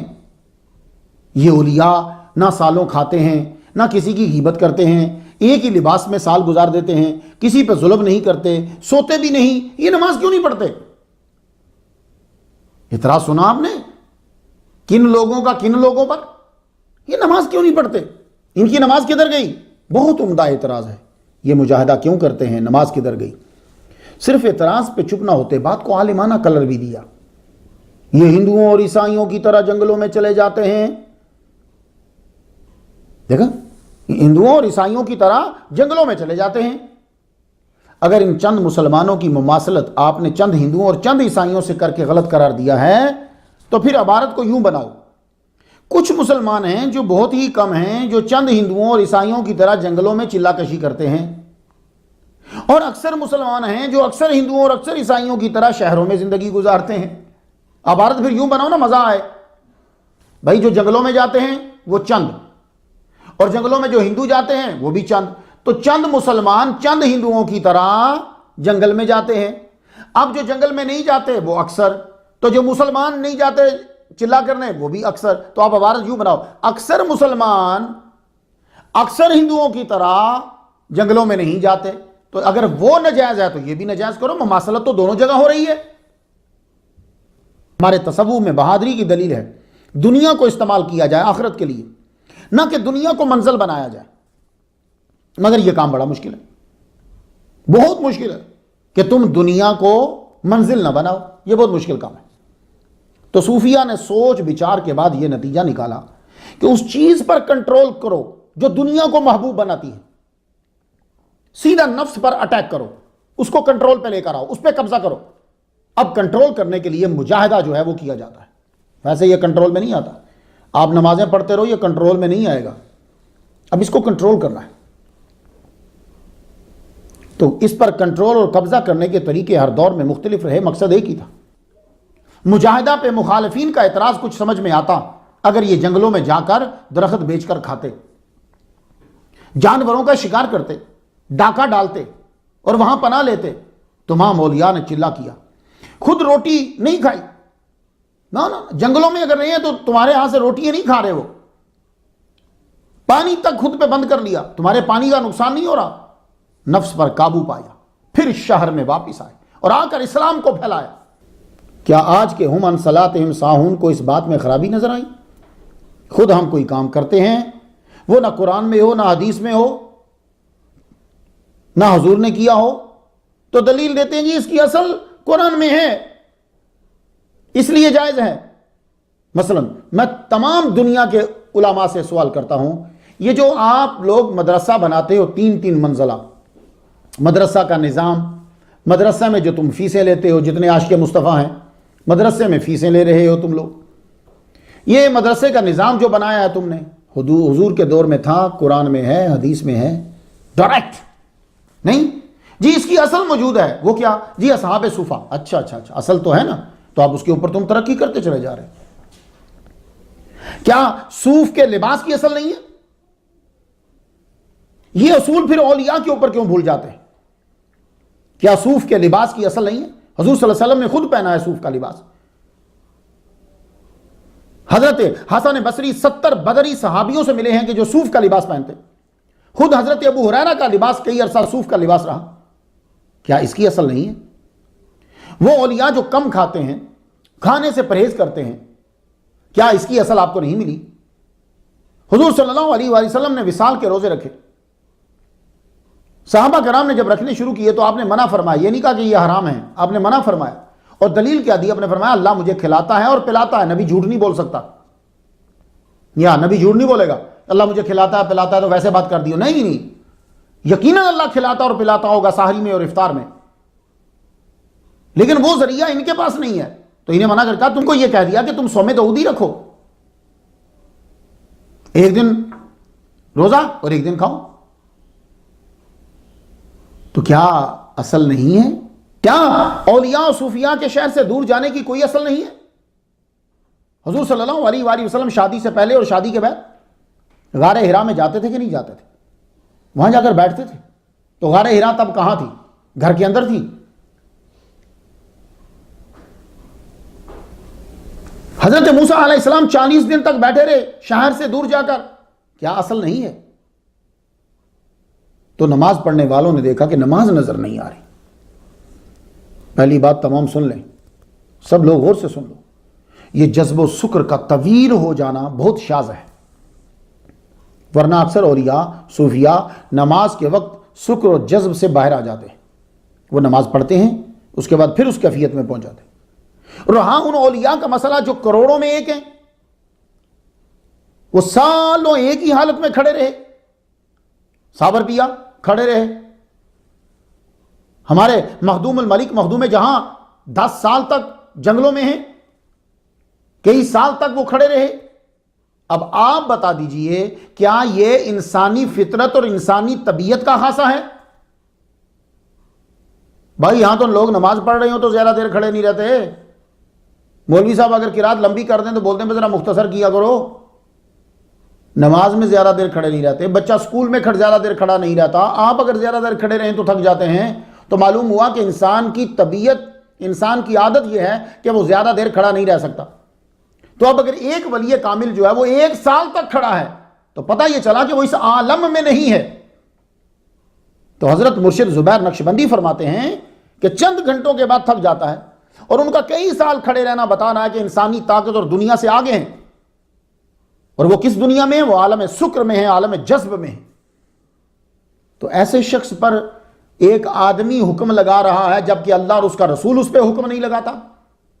جب آدمی عالم سکر میں اور عالم جذب میں ہے تو اس پہ اللہ اور اس کا رسول حکم نہیں لگاتا، تو یہ عام بازاری آدمی جو ہے یہ کیسے حکم لگا رہا ہے ان کے اوپر؟ نفرت کتنی بری چیز ہے کہ اس ہستی پر بھی اعتراض کروا دیتی ہے جو محل اعتراض ہی نہیں ہے۔ مخدوم الملک مخدوم جہاں جو ہی عالم سکر سے باہر آتے فوراً نماز کی فکر پڑ جاتی۔ آج کا نمازی تو وضو چھوڑ جاتا ہے، نمازیں ایک دم اکٹھی پڑھنے لگ جاتا ہے۔ آپ جب عالم سکر سے باہر آئے تو سنو، اب آپ نے سوچا کہ مجھے خدا کی بارگاہ میں پاک اور صاف ہو کر پیش ہونا چاہیے، فجر کا ٹائم تھا، جس تالاب کے کنارے آپ تھے وہ تو بالکل برف بن کے چکا ہوا تھا۔ آپ نے پاک صاف ہونے کے لیے کہ میں اپنے رب کی بارگاہ میں پیش ہوں، چھلانگ لگا دی، اس کے اندر چھلانگ لگا دی۔ اب جب باہر آئے اتنی شدید سردی تھی، آپ بے ہوش ہو گئے، سورج چمکا، اس کی تپش پڑی، آپ کو کچھ ہوش آیا، اور اس کے بعد جو آپ روئے، ہائے میری فجر، ہائے میری فجر، ہائے میری فجر۔ یقین جانیے یہ 3 مرتبہ مخدوم جہاں نے جو جملہ کہہ دیا ہائے میری فجر، میں پورے امریکہ کے لوگوں کی نمازیں ان 3 جملوں پر قربان کر دینے کو تیار ہوں۔ مجھے معلوم ہے کہ ان کو ان جملوں پہ زیادہ ثواب ملا ہوگا ہماری ہم عن صلاتہم ساہون والی نمازیں، ان کے ان 3 جملوں پہ۔ ایسے بندے پر اعتراض کرتے ہو وہ نمازیں کدھر گئیں؟ تو جو ہی آپ باہر آئے نماز شروع۔ ہندوستان میں اولیاء نے چلے کیے، ہمارے مخدوم الملک پر اعتراض ہے، مخدوم جہاں پر اعتراض ہے کہ 10 سال وہاں انہوں نے اتنے عرصہ چلا کیا۔ یہ چلا کیوں ہوتا تھا؟ یہ اولیاء چلا کیوں کرتے تھے؟ یہاں روحانی مقام ہندوستان میں اسی کو دیتے جو سب کچھ چھوڑ کر جنگل میں چلا جاتا۔ یہ مینٹیلٹی تھی تمام لوگوں کی۔ حالانکہ چند شعبدہ بازیوں کے علاوہ، نظر بندی کے علاوہ وہ کچھ نہیں سیکھ پاتا تھا۔ آپ نے بارہا سنا ہوگا علماء کی تقاریر کے اندر، نبی جس دور میں آتا ہے اس دور میں جو کمال ہوتا ہے اس میں وہ اکمل ہوتا ہے، اس میں وہ اکمل ہوتا ہے۔ تو یہی تو ہم پوچھتے ہیں کہ مرزا قادیانی اب آیا ہے تو بتائیے وہ کس چیز میں اکمل ہے؟ آج کے دور کی کون سی چیز ہے کہ جس میں وہ اس سے زیادہ کامل تو اس کا وہ جس کو یہ خلیفہ کہتے ہیں وہ تھا، زیادہ پڑا ہوا۔ تو نبی جس دور میں آتا ہے اس دور میں جو جو کمال ہے اس میں وہ اکمل ہوتا ہے۔ مثال دوں، حضرت موسیٰ علیہ السلام، آپ کے دور میں جادو بڑا تھا، وہ جو جتنے جادوگر تھے فرعون کے وہ بڑی بڑی چیزیں بنا دیتے تھے، تو اللہ تعالیٰ نے ان کو وہ چیز عطا فرمائی جو عصا ہے، پھر دوبارہ لکڑی سے سام بن جاتا۔ عیسیٰ علیہ السلام کے دور میں طب تھی، تو طب کیا ہے؟ یعنی ڈاکٹروں کو اپنے کمال پہ بڑا فخر تھا، لیکن وہ بھی محتاج تھے کہ وہ دوائی بناتے تھے پھر ٹھیک کرتے تھے۔ اللہ تعالیٰ نے اکمل بنایا عیسیٰ علیہ السلام کو، وہ کیا؟ بنا دوائی کے ہاتھ لگایا ٹھیک کر دیا۔ ہاتھ اور بڑی بڑی بیماری کہ جو دوائی سے بھی ٹھیک نہیں ہوتی آپ اس کو بھی ٹھیک کر دیتے، تو ان کو کامل چیز دی، اکمل بنایا۔ حضور کے دور میں ادب عروج پر تھا، آپ کو اللہ تعالیٰ نے قرآن دیا، حکمت دی۔ اب ہندوستان کے اندر کیا تھا؟ ہندوستان میں جوگی ہونا کمال تھا۔ صوفیاء نے کہا یہ کام تو ہم ہر وقت کرتے ہیں بھائی، ہم تو دنیا میں رہ کر دنیا سے باہر ہوتے ہیں، چلو تم جوگ کو اور کچھ سمجھتے ہو تو لاؤ ہم جیسا چلا کر کے دکھاؤ، پھر ہم جیسا کر کے دکھاؤ۔ اولیاء نے پھر اسلام کی سربلندی کے لیے ان تمام جوگیوں کو ہرایا، کئی جوگیوں سے مقابلے ہوئے، مسلمان کیا ان کو۔ تو مخدوم الملک مخدوم جہاں شیخ احمد بن یحییٰ منیری نے بہیا کے بعد راجگیر کے جنگل کو جو ہے وہ چنا۔ اس جنگل میں بھی غار حرا کی سنت ادا کی، کوہ طور پہ موسیٰ نے جو کیا اس کی سنت ادا کی، یحییٰ علیہ السلام جو غار میں چلے جاتے تھے جا کے روتے رہتے تھے اس کی سنت ادا کی۔ بھئی یہ اصل ہے کہ نہیں ہے؟ کہ 3-3 ملین کی مسجد اور 3-3 ملین 4-4 ملین 7-7 ملین کے مدرسے کی تو اصل ہے، اولیاء کرام کی صوفیاء کی کوئی اصل نہیں ہے۔ یہ راجگیر جو ہے اس جنگل میں پھر آپ نے چلا کیا۔ یہ راجگیر فارسی کا نہیں ہے جو آپ سمجھیں راجگیر شاید فارسی کا لفظ ہوگا، نہیں، یہ اصل میں راجا گری ہا ہے، یعنی ہاؤس آف دا کنگ، یہ اس سے بنا ہے، فارسی نہ سمجھ لیجئے گا۔ تو یہ بھی اب ہندوستان کی ریاست بہار کے اندر ہی۔ اس جنگل میں جین مت اور بدھ مت، ان کے زیادہ نشانات آپ کو وہاں ملیں گے۔ ان کے جوگی آ کر یہاں تپسیا کرتے تھے، اور آپ نے ایک جوگی کا قصہ بھی بیان کیا ہے، جب آپ راجگیر میں تھے تو جنگل میں تھے، فرماتے ہیں کہ ایک جوگی آیا، اور اس دور میں جوگیوں کا کیا طریقہ تھا کہ وہ یوں بائیں ہاتھ میں چھوٹا سا بت رکھ لیتے تھے اور اسی طرح ہاتھ رہتا، یہ ناخن بڑھتے رہتے، وہ ناخن پکڑ کر یوں لپیٹتے رہتے، اس کے گرد گرد لپٹتے رہتے، یا یوں رہتے یا اس کے۔ استنجا کے لیے بھی وہ اسے یوز نہیں کرتے تھے کسی ہاتھ کو بھی، بال بڑھتے رہتے اور یوں ایک جگہ پہ بیٹھ کر اس بت کو جو ہے وہ دیکھتے رہتے ساری زندگی حتیٰ کہ وہ مر جاتا۔ لیکن جو کہتے ہیں کہ جہاں میں تھا وہاں ایک جوگی آیا اور بیٹھ گیا، کہیں اور بھی بیٹھا ہوگا، اس کے ناخن جو ہیں وہ بڑے بڑھ چکے تھے، یوں اس نے وہ بت چھوٹا سا رکھا، اسٹیچو جو ہے وہ رکھا ہوا، کہتے ہیں پتہ نہیں کیا ہوا کہ اس کا وہ بت گر گیا، اسے اونگ آ گئی، ہاتھ اس کا پلٹ گیا، وہ بت گر گیا۔ جب وہ بت اس کا جو ہے وہ گرا تو کہنے لگا اتنے سال تیری پوجا کی، تو مجھ سے ناراض ہو گیا تبھی تو گر گیا، تو نے مجھے پریمی نہ جانا ورنہ مجھ سے جدا نہ ہوتا۔ اسی وقت اس نے اپنا گلا کاٹ لیا۔ تو راجگیر میں آپ کا چلہ مکمل ہو گیا، نفس پہ کنٹرول کرنے اور کروانے کے سارے طریقے آپ کو حاصل ہو گئے، تربیت باطنی جو ہے وہ مکمل ہو گئی، آپ جذب سے سلوک میں آئے، اب لوگوں کو بھی آپ نظر آنے لگے، خبر پھیلنے لگی۔ سب سے پہلے سلطان الاولیاء خواجہ نظام الدین اولیاء کے خلیفہ مولانا نظام الدین مدنی رحمۃ اللہ علیہ نے آپ کی کھوج لگائی، آپ کے پاس گئے، مخدوم جہاں کو بھی آپ سے محبت ہو گئی، آنا جانا شروع ہوا، ہر روز تعداد بڑھ جاتی، مگر جنگل جنگل ہوتا ہے، کوئی آسانی تو ہوتی نہیں نا کہ بندہ آرام سے چلا جائے، مشکل ہونے لگی۔ اس مشکل کو آپ نے محسوس کیا تو ایک روز آپ نے خود ہی فرما دیا مولانا آپ مت آیا کرو، شہر کی جامع مسجد میں نماز جمعہ ادا کرتا تو ہوں میں، میں وہاں رک جایا کروں گا، تم میں سے جس نے ملنا ہو مجھے وہیں مل لیا کرو۔ یہ سلسلہ شروع ہوا تو تعداد پھر بڑھنے لگی۔ اب جب جامع مسجد میں نماز جمعہ کے بعد آپ رکتے تو تعداد بڑھنے لگی، تو مولانا نظام نے ایک جھونپڑی بنا لی،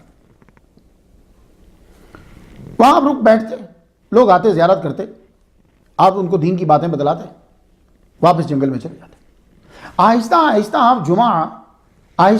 جمعہ ہفتہ اتوار 3 دن رکنے لگے، آپ کے لیے پختہ کمرہ اور حویلی بنا دی گئی، اور آپ کو مستقل رہنے کی گزارش کی گئی۔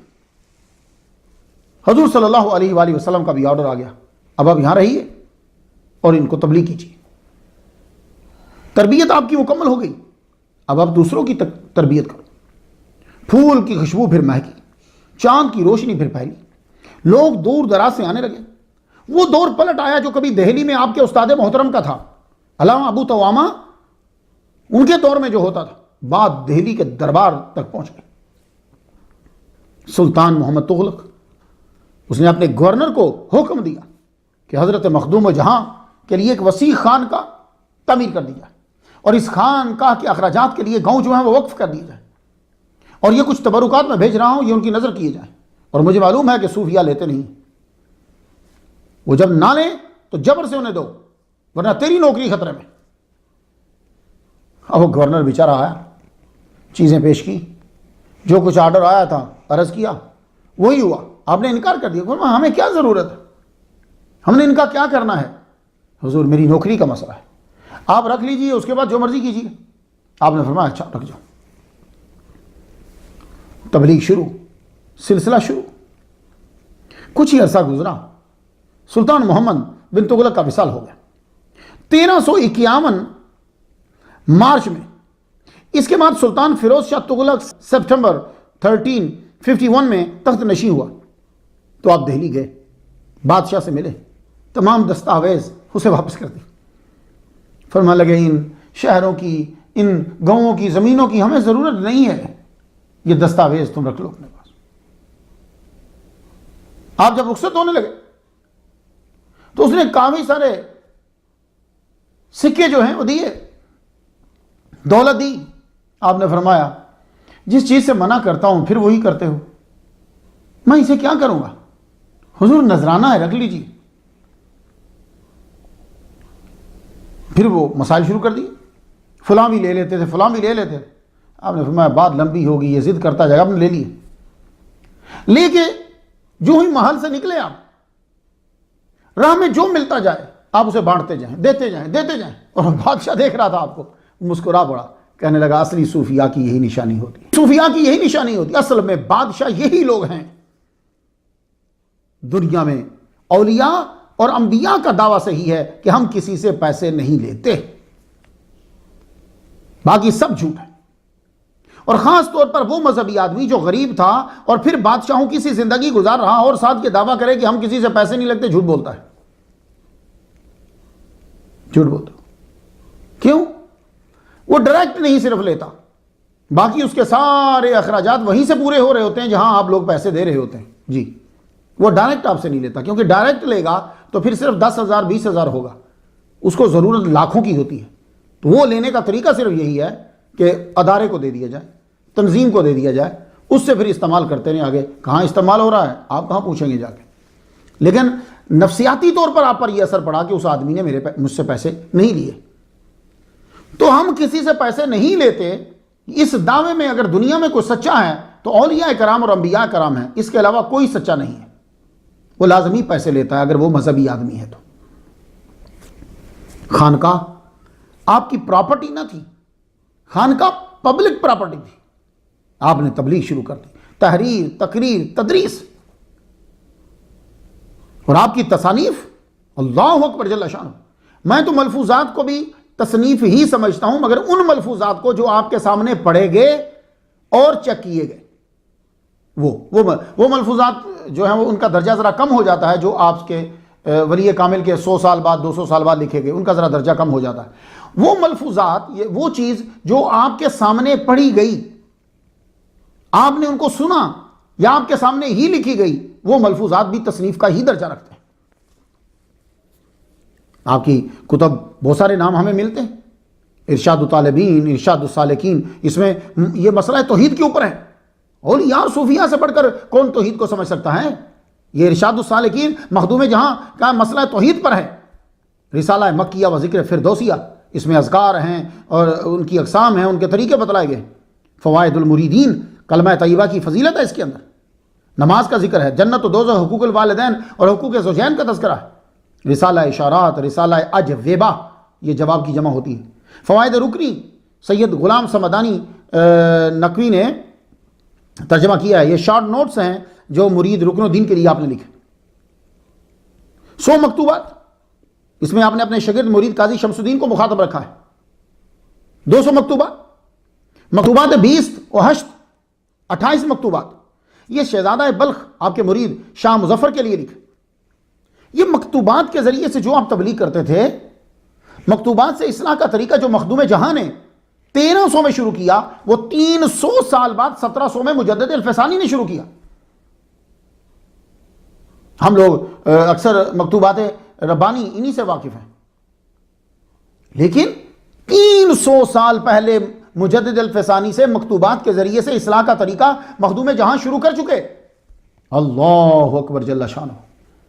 اوراد خرد، اوراد کلاں، اوراد اوسط، عقائد اشرفی، معدن المعانی، خوان پر نعمت، راحت القلوب، اس کے علاوہ اور بھی ہیں، ان کو پڑھو۔ ان کے بارے میں مزید جاننا ہو تو شرفا کی نگری، یہ شین کے اوپر زبر ہے، پیش نہیں ہے، شرفا کی نگری، اسے پڑھیں۔ یہ سید قیام الدین صاحب نے 25 سال تحقیق کرنے کے بعد لکھی ہے۔ اور قدیم اور اصلی ماخذ جو ہے، اگر آپ نے ان کے بارے میں پڑھنا ہو تو مناقب صوفیہ، یہ فارسی میں ہے، اسے پڑھیے۔ شریعت کا علم پڑھانے کے لیے کلاسز، اساتذہ مقرر تھے، اور آپ خود بھی پڑھاتے تھے شریعت، اصول کی کتابیں، اصول شاشی، فقہ کی کتابیں، اس کے ساتھ ساتھ آپ طریقت کی بھی پڑھاتے تھے۔ طریقت کے لیے کیا ہوتا تھا کہ مجلس مقرر ہوتی تھی، اس مجلس میں علماء، مشائخ، صوفیاء اور وہ طلباء جو پڑھ چکے ہیں کتابیں، وہ اس میں شامل ہوتے، اور مجلس کا طریقہ کار یہ ہوتا، قرآن، حدیث اور تصوف کی مشہور کتب کی عبارت پڑھی جاتی، اور کبھی کبھی تو مجلس اس طرح بھی قائم ہو جاتی کہ آپ کوئی صاحب جو ہیں وہ اپنی کتاب پڑھ رہے ہیں، مثلا اصول شاشی کا کوئی اصول آ گیا، وہ اصول شاشی پڑھ رہے ہیں، مجلس شروع ہو گئی، بدعہ پڑھ رہے ہیں، کلاس شروع ہو گئی، حدیث کی کوئی کتاب پڑھ رہے ہیں، مجلس شروع ہو گئی۔ آپ نے بخاری اور مسلم، اس کا علم بھی آپ نے ہندوستان میں جو ہے وہ پھیلایا۔ اگر شاہ عبدالحق محدث دہلوی رحمۃ اللہ علیہ کا نام آتا ہے تو اس لسٹ میں آپ کا بھی نام آئے گا کہ جنہوں نے ہندوستان میں حدیث کا علم بھی پھیلایا۔ طریقت کی مجلس کے اندر احیاء العلوم پڑھی جاتی، شیخ شیوخ کی وصیت پڑھی جاتی، شیخ نظام الدین اولیاء کے ملفوظات، سراج العارفین، مولانا روم کی مثنوی، ضیاء الدین ابو نجیب سہراوردی رحمۃ اللہ کی آداب المریدین، ان سے بھی بعض اوقات جو ہے وہ عبارتیں پڑھی جاتی۔ پھر اس کے اوپر آپ اپنی عالمانہ، محققانہ، مقررانہ، فلسفیانہ، منطقیانہ آپ یہ اس کے اوپر روشنی ڈالتے، اور آپ خود جب وضاحت فرماتے تو قرآن، حدیث، ان کے ساتھ ساتھ صوفیاء کی کتب کو بھی شامل رکھتے، عین القضات، کشف المحجوب، قوت القلوب، لوامع، زبدۃ الحقائق، اس کے حوالے دیتے آپ، تاکہ وہ جتنے بڑے بڑے علامہ، علماء، صوفیاء بیٹھے ہیں وہ کتابوں سے متعارف ہوں اور آگے وہ جا کر کتابوں کو آگے پھیلائیں۔ اگر میں یہ کہوں کہ حدیث کا علم ہندوستان میں شاہ عبدالحق محدث دہلوی رحمۃ اللہ علیہ لائے، اور بہار میں خصوصاً حدیث اور ہندوستان میں عموماً تصوف کی کتب کو شیخ شرف الدین احمد بن یحییٰ منیری نے متعارف کروایا، تو بے جانا ہوگا، کیونکہ آپ سے پہلے یہاں کے لوگ ان کتب کی تدریس سے واقف نہ تھے، شاید نام سنے ہوں۔ اب تیار ہو جائیں وہ لوگ جو تعلیمات جاننا چاہتے ہیں۔ آپ نے فرمایا شریعت تصوف کے لیے ضروری ہے۔ خوان پر نعمت، اس میں آپ کا قول ہے کہ کسی سالک کو بغیر علم کے اس راہ تصوف میں قدم نہیں رکھنا چاہیے، کیونکہ علم کے بغیر وہ کافر ہو جائے گا یا پاگل۔ راہ سلوک کے لیے شریعت بھی ضروری ہے، اس کے بنا ہلاکت ہے۔ تو آپ سے ہاتھ جوڑ کر یہ تو عرض کر سکتا ہوں کہ پلیز جو تصوف کے دشمن ہیں ان کو یہ بتائیے تو صحیح نا، یہ بتائیے، ان کے بارے میں بتائیے کیا کہہ رہے ہیں وہ، کہ تصوف علم شریعت کے بنا کچھ نہیں۔ تو اب یہ آج کے دور کے جو شریعت کے بنا تصوف پھیلا رہے ہیں ان کے لیے بھی، اور جو تصوف پر اعتراض کر رہے ہیں ان کے لیے بھی، یہ ایک بہت بڑی دلیل ہے۔ ایک سازش کے تحت صوفیاء اولیاء کے ساتھ شرک کو جوڑا جاتا ہے تاکہ فرقہ الگ بنے، اچھے لوگوں سے دوری ہو۔ حقیقت یہ ہے کہ انہی لوگوں نے ہم لوگوں کو توحید سکھائی، توحید ہمیں پڑھائی اور توحید پھیلائی۔ یہ لوگ اپنے کردار اور گفتار دونوں سے توحید کو پھیلاتے ہیں۔ توحید جو ہے سننا ہے تو مخدوم جہاں سے سنیں۔ آپ کی علمی قابلیت، معدن المعانی، آپ کی علمی قابلیت کا منہ بولتا ثبوت ہے کہ جب مخدوم جہاں بولتے ہیں تو یک وقت قرآن، حدیث، فلسفہ، منطق، دلائل، عقلی، نقلی سب دلائل دیتے چلے جاتے ہیں۔ ایک روز محفل میں قاضی شرف الدین صابونی رحمۃ اللہ علیہ بدایہ سے سبق پڑھ رہے تھے تو اللہ تعالیٰ کی توحید کا ذکر چھڑا تو فرمایا عقلی اور نقلی دونوں طرح سے ثابت ہے کہ کائنات کا پالنے والا ایک ہے۔ عقلی سے مراد لاجیکلی، اور نقلی سے مراد کیا ہوتا ہے؟ قرآن اور حدیث، اسے نقلی کہتے ہیں۔ یہ یاد رکھیے گا، وہ نقلی وہ نہیں جو آپ اردو میں اصلی اور نقلی لیتے ہیں۔ آپ فرماتے ہیں کہ وہ اللہ ایک ہے، اور یہ ایک ہونا عذروِ حقیقت کا ہے۔ اب ذرا سنو، ریاضی کے قاعدے سے نہیں ہے، اس لیے خطبہ میں پڑھا جاتا ہے واحد بلا عدد، کیونکہ جو چیز گنتی میں آتی ہے، 1 2 3 4 میں آتی ہے، جو چیز گنتی میں آتی ہے اس کی انتہا بھی ہوتی ہے۔ ہائے ہائے ہائے، والقدیم لا نہایت لہ کما لا بدایت لہ۔ قدیم کی تعریف یہ ہے کہ اس کی انتہا نہ ہو جیسے کہ اس کی ابتدا نہیں ہے۔ یہ ہے توحید، یہ توحید ہے۔ تو فرماتے ہیں کہ عذروِ حقیقت وہ ایک ہے، عذروِ عدد وہ ایک نہیں ہے۔ یہ مسئلہ آتا ہے سڑکوں پہ پھرنے والوں کو؟ نہیں۔ ایک روز توحید پر تقریر فرما رہے تھے کہ آپ کی مجلس میں بیٹھا ہوا ایک 81 سالہ ہندو، اس نے کلمہ پڑھ لیا۔ آپ نے اسے کلمہ پڑھایا اور آپ پر وجدانی کیفیت طاری ہوگی، آنکھوں سے آنسو آ گئے اور کہنے لگے واہ اللہ تو پاک، واہ اللہ تو پاک، واہ اللہ تو پاک۔ 81 سال یہ بندہ تجھ سے بیگانہ رہا، بس ایک نگاہ میں تو نے اسے اپنا عاش نہ بنا لیا۔ اللہ اکبر، اللہ اکبر۔ یہ 81 سال شرک کرتا رہا، تیرا دشمن رہا، اس نے صرف لا الہ الا اللہ محمد رسول اللہ پڑھا اور تو نے اسے اپنا دوست بنا لیا، اسے پاک کر دیا۔ برسوں کا دشمن تیرے نبی کا نام لیتے ہی تیرا دوست بن گیا۔ پوری محفل پر ایک عجیب روحانی، عرفانی، نورانی کیفیت طاری ہو گئی۔ افاقہ ہوا تو مجمع سے کہا جاؤ مٹھائی لاؤ، کچھ لاؤ۔ تو میٹھا آیا، روٹی لائی گئی۔ آپ نے اس نو مسلم بابا سے کہا یہ لو کھاؤ اور پڑھو بسم اللہ الرحمن الرحیم اور کھانا شروع کر دو۔ جب وہ کھا چکے تو مولانا ابو القاسم اور ابو الحسن، اللہ ان دونوں پہ رحمت نازل فرمائے، کہنے لگے جاؤ انہیں لے جاؤ، غسل کرواؤ، حجامت بنواؤ ان کی اور لباس دو، صوفیانہ لباس ان کو دو۔ یہ ہے توحید، ایسے توحید پھیلاتے ہیں۔ جو لوگ توحید کا سبق دیا کرتے تھے آج ہم ان کے پاس جانے والے کو مشرک قرار دیتے ہیں۔ کتنی بڑی سسٹم کی تبدیلی آ گئی۔ ایک جوگی کو آپ نے کلمہ پڑھا دیا، طریقہ آپ کا جدا ہوتا، دیکھتے کہ اگلا آدمی جو ہے وہ کس طریقے سے اسلام کو قبول کر لے گا، اس کی نفسیات کیا ہے۔ آپ کے 2 مرید، تو مریدین کا مطلب ہوتا ہے 2 مرید۔ ہم اکثر کہہ دیتے ہیں ان کے بڑے مریدین ہیں، تو یہ غلط ہے، مریدین نہیں، مریدین بولا کریں اگر بڑے کہنا ہے۔ بہت مریدین ہیں، بہت مریدین نہیں کہتے، مریدین 2 کو بولتے۔ تو 2 آپ کے مرید جو ہیں وہ بازار میں پھر رہے تھے، ان کو ایک جوگی نظر آیا، جوگی بڑا خوبصورت تھا۔ تو دونوں نے دل میں ایک بات سوچی، یار یہ اتنا حسین ہے اور اللہ تعالیٰ نے اس کو ایمان کی دولت نہیں دی، یہ ابھی تک کافر ہے۔ وہ جوگی پاس آ گیا، کہنے لگا اس طرح نہیں سوچتے، اس طرح نہیں سوچتے۔ اور بھائی اگلے کے خیال کو جاننے کی طاقت تو جوگیوں کے پاس آ جاتی ہے۔ کیسے امتی ہو، کیسے نبی کا کلمہ پڑھنے والے ہو تم لوگ، تم اپنے نبی کے لیے یہ نہیں مانتے کہ وہ دل کے بھید کو جان لے گا اللہ کی دی ہوئی طاقت سے۔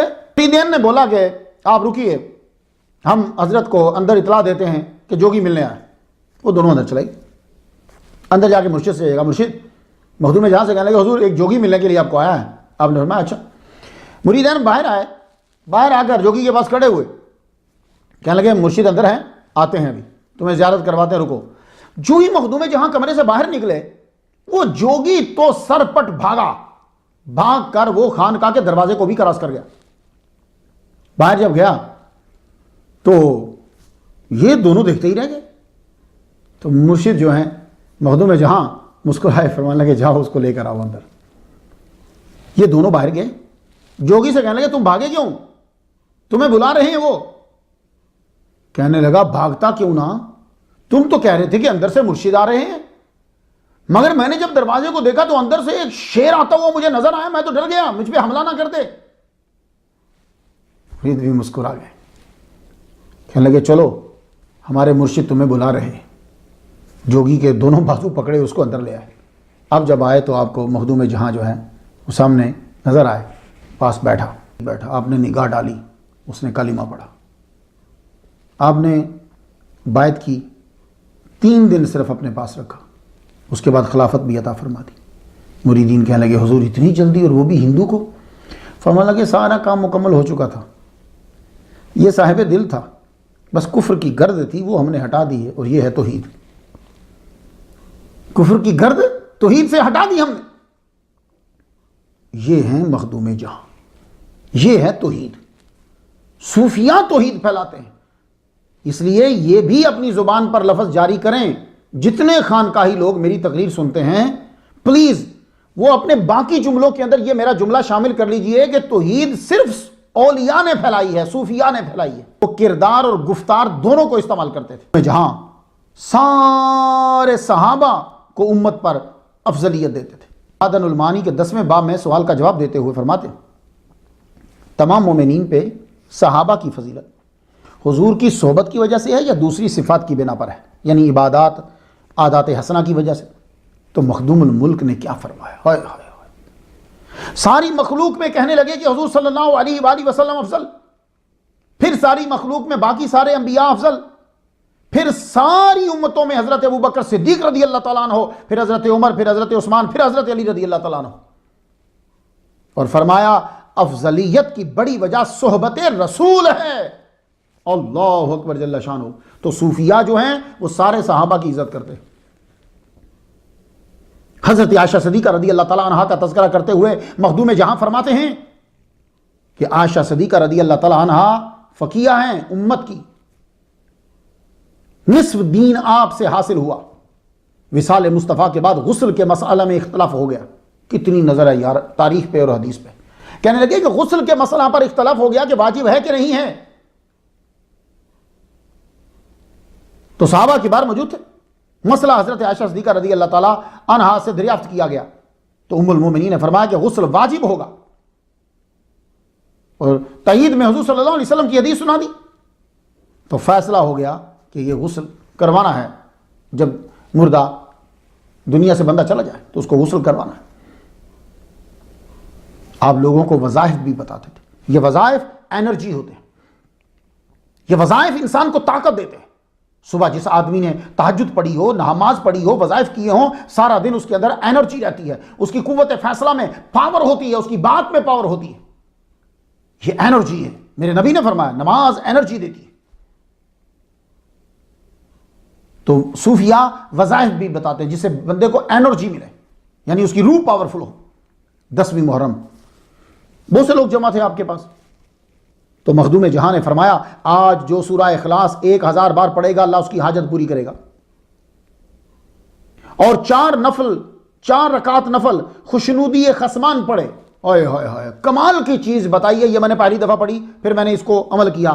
میری کوشش ہوتی ہے کہ چیز پر عمل ہو سکتا ہے تو کر کے پھر آپ کو سناؤں. 4 رکعت نفل میں نے مخدوم جہاں سے جب پڑھے ہیں تو میں نے فوراً ادا کیے. خوشنودی خصمان ہو سکتا ہے کہ آپ لوگوں کو سمجھ نہ آئے، میں سادہ ترجمہ کرتا ہوں. یعنی زندگی میں کئی لوگوں کے آپ نے حقوق ادا نہیں کیے، ماں ہے، باپ ہے، بہن بھائی ہیں، رشتہ دار ہیں یا بیوی ہے، یا حقوق آپ نے ادا نہیں کیے، مس ہو گئے. انسان ہے، ہو جاتے. اب ان کے حقوق کون ادا کرے گا؟ وہ تو آپ کے ذمہ پڑا رہا، قیامت کے دن پھنسیں گے آپ. تو اب آپ وہ حقوق ادا کرنے کے لیے اللہ تعالیٰ سے کیا کرتے ہیں؟ اللہ تعالیٰ سے آرزو کرتے ہیں، اللہ تعالیٰ سے التجا کرتے ہیں. آپ اے اللہ پاک تو ہماری طرف سے ادا کر دے، اب ادائیگی جیسے بھی ہو. یہ ہے 4 رکعت نفل خوشنودی خصمان. تو جن لوگوں نے جو لوگ ابھی میرے سن رہے ہیں ان کے ابا دنیا سے چلے گئے، وہ خدمت نہیں کر پائے، حقوق ادا نہیں کر پائے، ماں چلی گئی، حقوق ادا نہیں کر پائے، یا کسی کا کوئی حق وہ دنیا سے چلا گیا، تو اب کیا کرنا ہے؟ سن لیجئے، یہ زبردست چیز دے دی ہے مخدوم جہاں نے۔ اب آپ نے وضو کیا، 2 نفل، اللہ سے عرض کرو اللہ یہ 2 نفل میں پڑھ رہا ہوں تیرے لیے، میری طرف سے جو حقوق ماں باپ اساتذہ رشتہ دار کے میں ادا نہیں کر پایا تو ادا کر اور مجھے معاف فرما دے۔ اب اس کا طریقہ سن لیجئے، یہ 4 رکعت کیسے پڑھنے ہیں آپ نے؟ 4 رکعت نفل واسطے اللہ کے، اے اللہ جن کے حقوق میں ادا نہ کر سکا تو ادا کر دے اور مجھے معاف کر دے۔ پہلی رکعت سورۃ الفاتحہ پڑھی آپ نے، 3 بار آیت الکرسی اور 11 مرتبہ سورہ اخلاص۔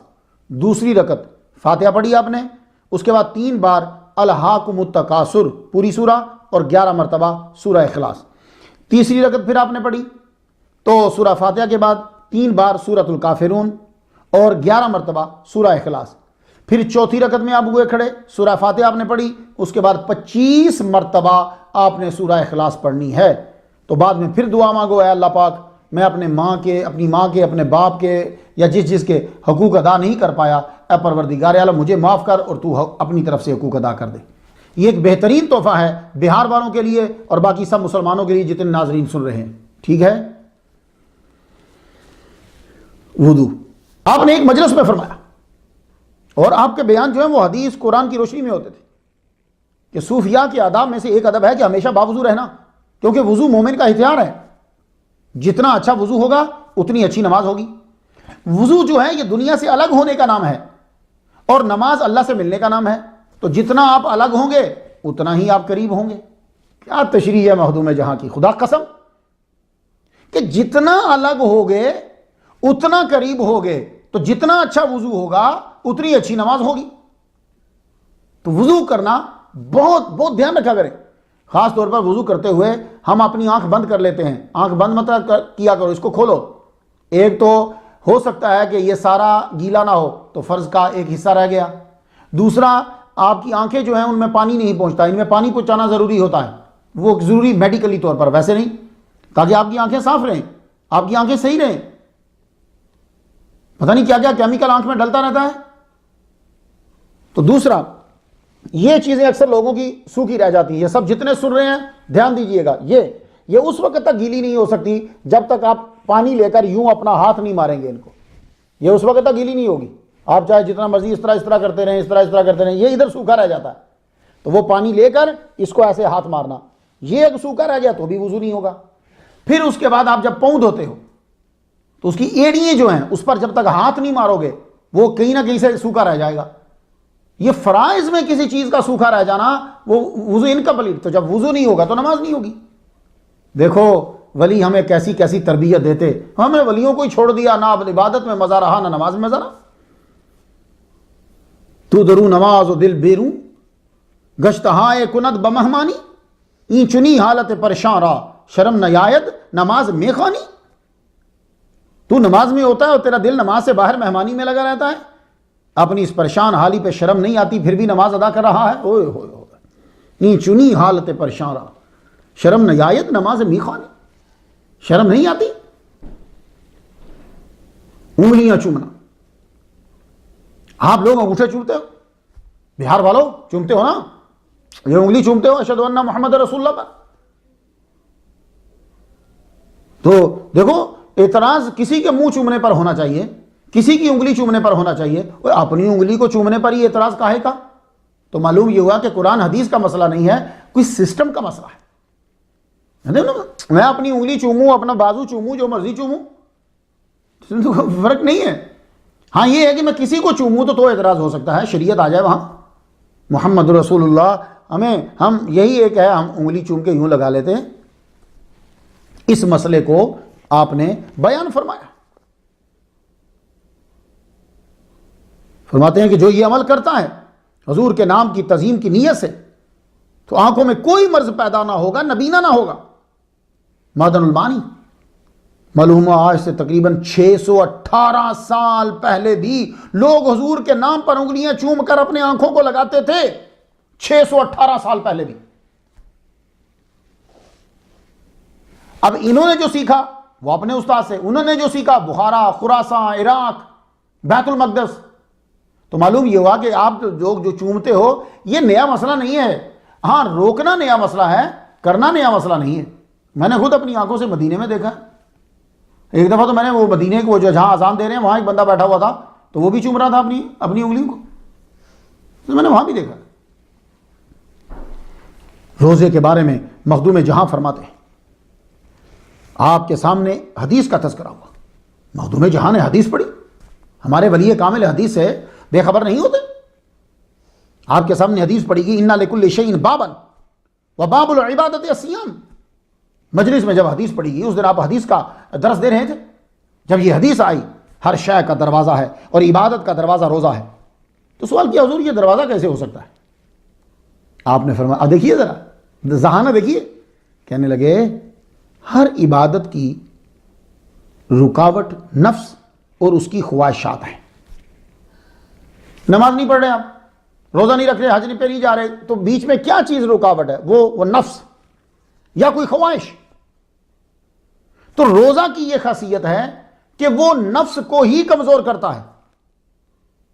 اس لیے روزہ جو ہے یہ عبادت کا دروازہ ہے، یہ نفس کو ہی کمزور کر دیتا ہے. جب کمزور کر دیتا ہے تو بس پھر عبادات داخل ہونا شروع ہو جاتی ہے. کیا بات ہے، مخدوم جہاں کو سلوٹ ہے.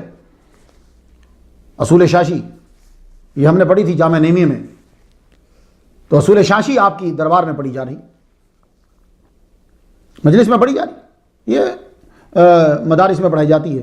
اس کو کتاب الخمسین بھی کہتے ہیں کہ مصنف نے اس کو 50 دن میں لکھ دیا تھا، مگر یہ مشہور نہیں ہو سکا یہ نام اس کا، چونکہ آپ کا شہر شاش تھا، شاش کے رہنے والے تھے، اس لیے کتاب کا نام ہو گیا اصول شاشی، ہے نا، شاش شہر کا نام ہے.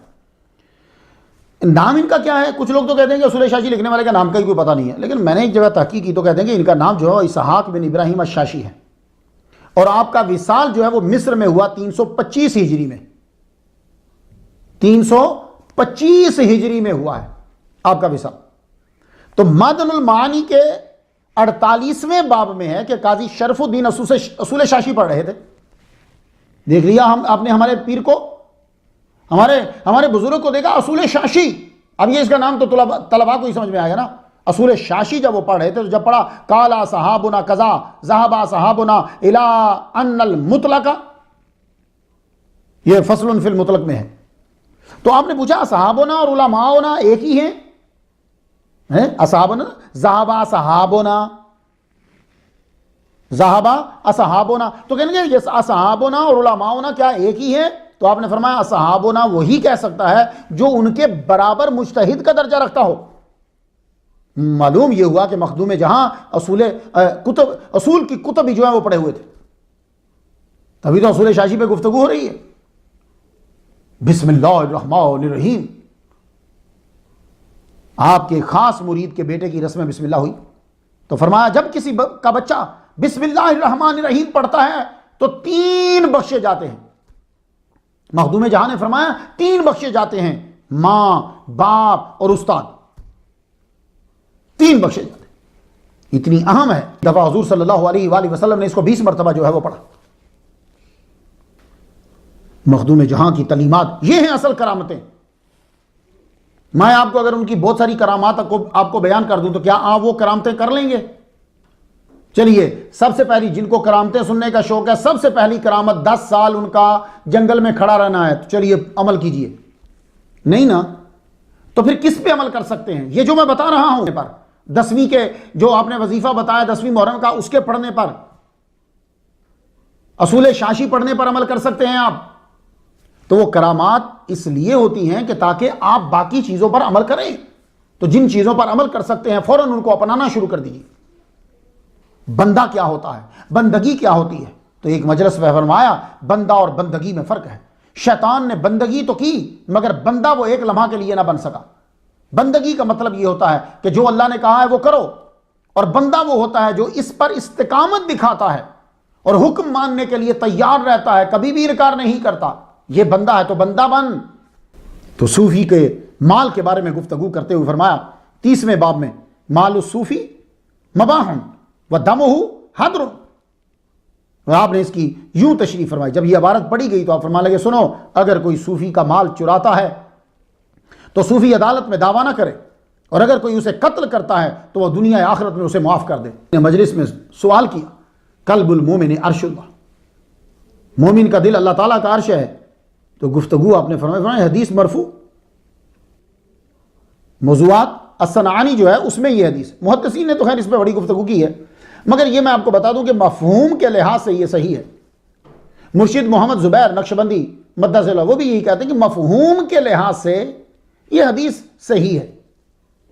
کیا مطلب صحیح ہے؟ یعنی مفہوم سے مطابقت رکھتی ہے یہ. اور صوفیاء کے اندر تو اس کا مرتبہ جو ہے وہ بہت اعلیٰ ہے.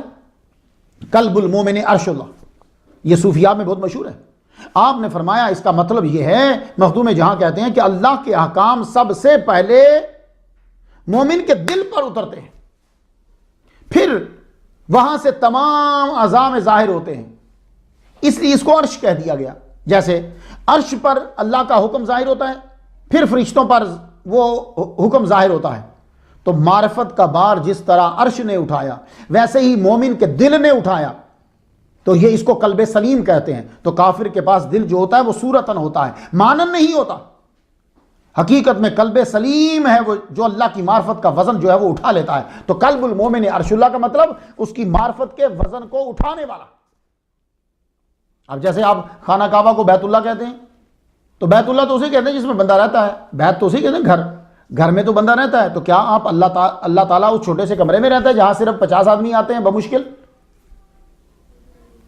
نہیں. تو نسبت، آپ نے بیت اللہ کہا، نسبت اللہ کا گھر ہے. اللہ نے اسے بیتی کہا، نسبت اس کا درجہ بڑھانے کے لیے کہہ دیا. تو عرش اللہ، یہ مومن کا دل اللہ کا عرش ہے. یہ نسبت ہے کہ اس پہ جب معرفت پڑتی ہے پھر سارے اعضاء میں پھیلتی.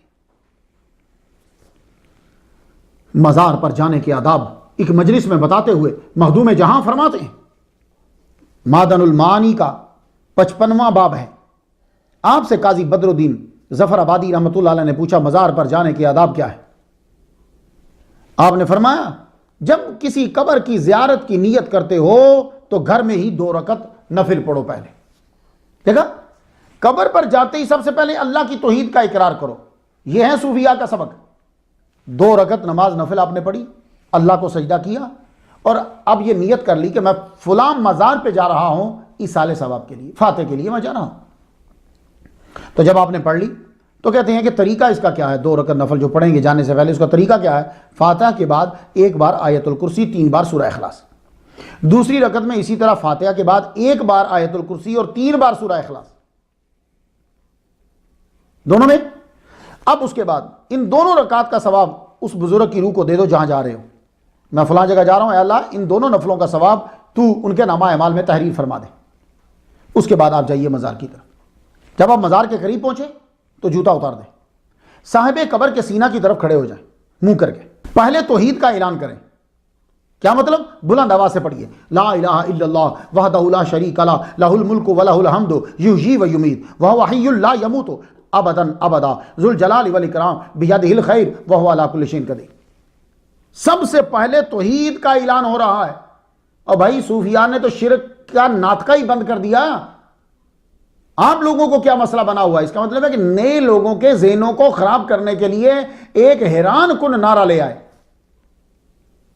تو پہلے توحید کا اعلان کریں، لا الہ الا اللہ وحدہ لا شریک لہ لہ الملک ولہ الحمد یحیی و یمیت وہو حی لا یموت ابدا ابدا ذو الجلال والاکرام بیدہ الخیر وہو علی کل شیء قدیر.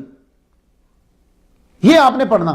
پڑھنے کے بعد کہتے ہیں کہ اس سے ظاہر کی بخشش ہوگی اور قبر میں نور داخل ہوگا. بعد میں سورۃ الفاتحہ پڑھیے، سورہ یاسین پڑھیے، سورہ ملک پڑھیے، سورہ زلزال پڑھیے. اگر جتنی اس میں سے آتی ہیں آپ پڑھ لیجیے. اگر نہیں آتی تو 10 بار سورہ اخلاص پڑھیے اور صاحب مزار کو ایصال ثواب کیجیے، ثواب ایصال کر دیجیے. صاحب قبر گناہگار ہوگا تو بخشا جائے گا، اور اگر ولی ہوا تو جو ظاہر ہے اللہ تعالیٰ اس کے گناہ جو ہے وہ بخش دے گا. سبحان اللہ. کیسا مخدوم جہاں سینکڑوں سال پہلے تمہیں ایک ایک چیز جو ہے وہ بتلا گئے.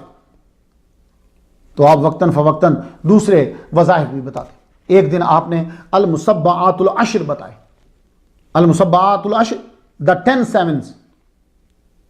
آپ نے فرمایا سورۃ الفاتحہ 7 بار، سورۃ الناس 7 بار، سورۃ الفلق 7 بار، سورۃ الاخلاص 7 بار، سورۃ الکافرون 7 بار، آیت الکرسی 7 بار، تیسرا کلمہ 7 بار، سبحان اللہ والحمد للہ ولا الہ الا اللہ واللہ اکبر ولا حول ولا قوۃ الا باللہ العلی العظیم۔ پھر درود آپ نے بتایا، اسے 7 بار پڑھنا ہے، اللہم صلی علی سیدنا محمد عبدک ورسولک النبی الامی وعلی آلہ وصحبہ وسلم۔ پھر اس کے بعد 7 مرتبہ استغفار، استغفر اللہ العظیم لی ولوالدی وللمؤمنین والمؤمنات والمسلمین والمسلمات الاحیاء منہم والاموات انک سمیع قریب مجیب الدعوات۔ 7 مرتبہ اسے پڑھنا ہے۔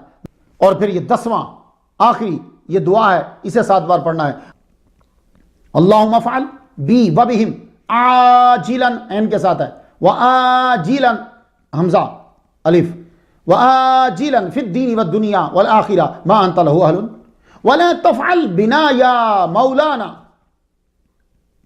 ولا تفعل بنا یا مولانا ما نحن لہ اہل انک غفور حلیم جواد کریم رؤوف رحیم۔ ایک صاحب نے عرض کی مخدوم میں جہاں سے اس وظیفہ میں صورتیں ترتیب سے نہیں ہیں، مطلب اعتراض تو ہو جاتا ہے، تو صورتیں ترتیب سے نہیں ہیں۔ آپ نے فرمایا بطور وظیفہ جو ہے وہ پڑھا جا سکتا ہے، اور یہ خواجہ خضر کا تحفہ ہے۔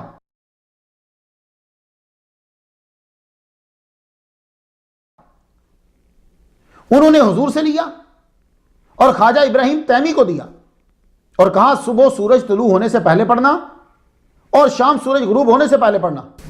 مخدوم جہاں لوگوں کی عقلوں کے مطابق گفتگو فرماتے۔ ایک روز مجلس میں کسی نے سوال کیا کہ جب اولیاء اور انبیاء کو مال رکھنا دنیا میں نقصان نہیں دیتا تو وہ مال کیوں نہیں رکھتے؟ انبیاء بھی امیر ہو جائیں، اولیاء بھی امیر ہو جائیں تو وہ مال کیوں نہیں رکھتے جبکہ وہ نقصان نہیں پہنچائے گا انہیں؟ آپ نے فرمایا اکثریت لوگوں کی وہ بچوں کا سا درجہ رکھتی ہے،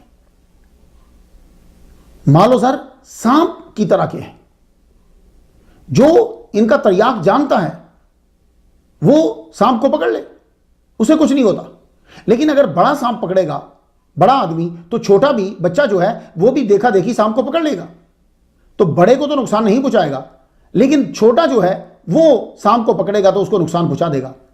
تو اس لیے انبیاء اور اولیاء بھی اس سانپ کو ہاتھ نہیں لگاتے، یعنی کیا مطلب پسند نہیں کرتے کہ کئی دوسرے جو ہیں مریدین جو ہیں جو دوسرے لوگ ہیں وہ بھی ہماری دیکھا دیکھی پکڑنا شروع نہ کر دیں، ہمیں تو نقصان نہیں پہنچائے گا لیکن ان کو نقصان پہنچائے گا۔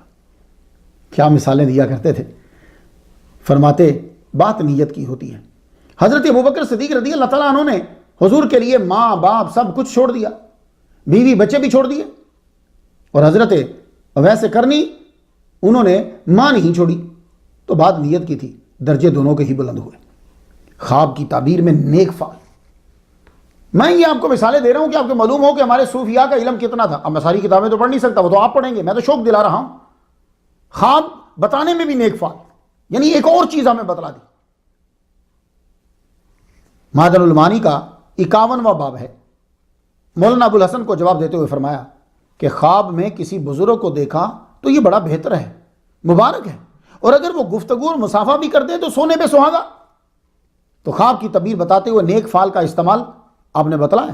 مثال دی کہ شیخ نظام الدین اولیاء، ایک روز واقعہ سنایا کہ حضرت بابا فرید الدین گنج شکر، ان کا بیان میں سٹوری نمبر 53 پہ کر آئے ہوں، سن لیجئے۔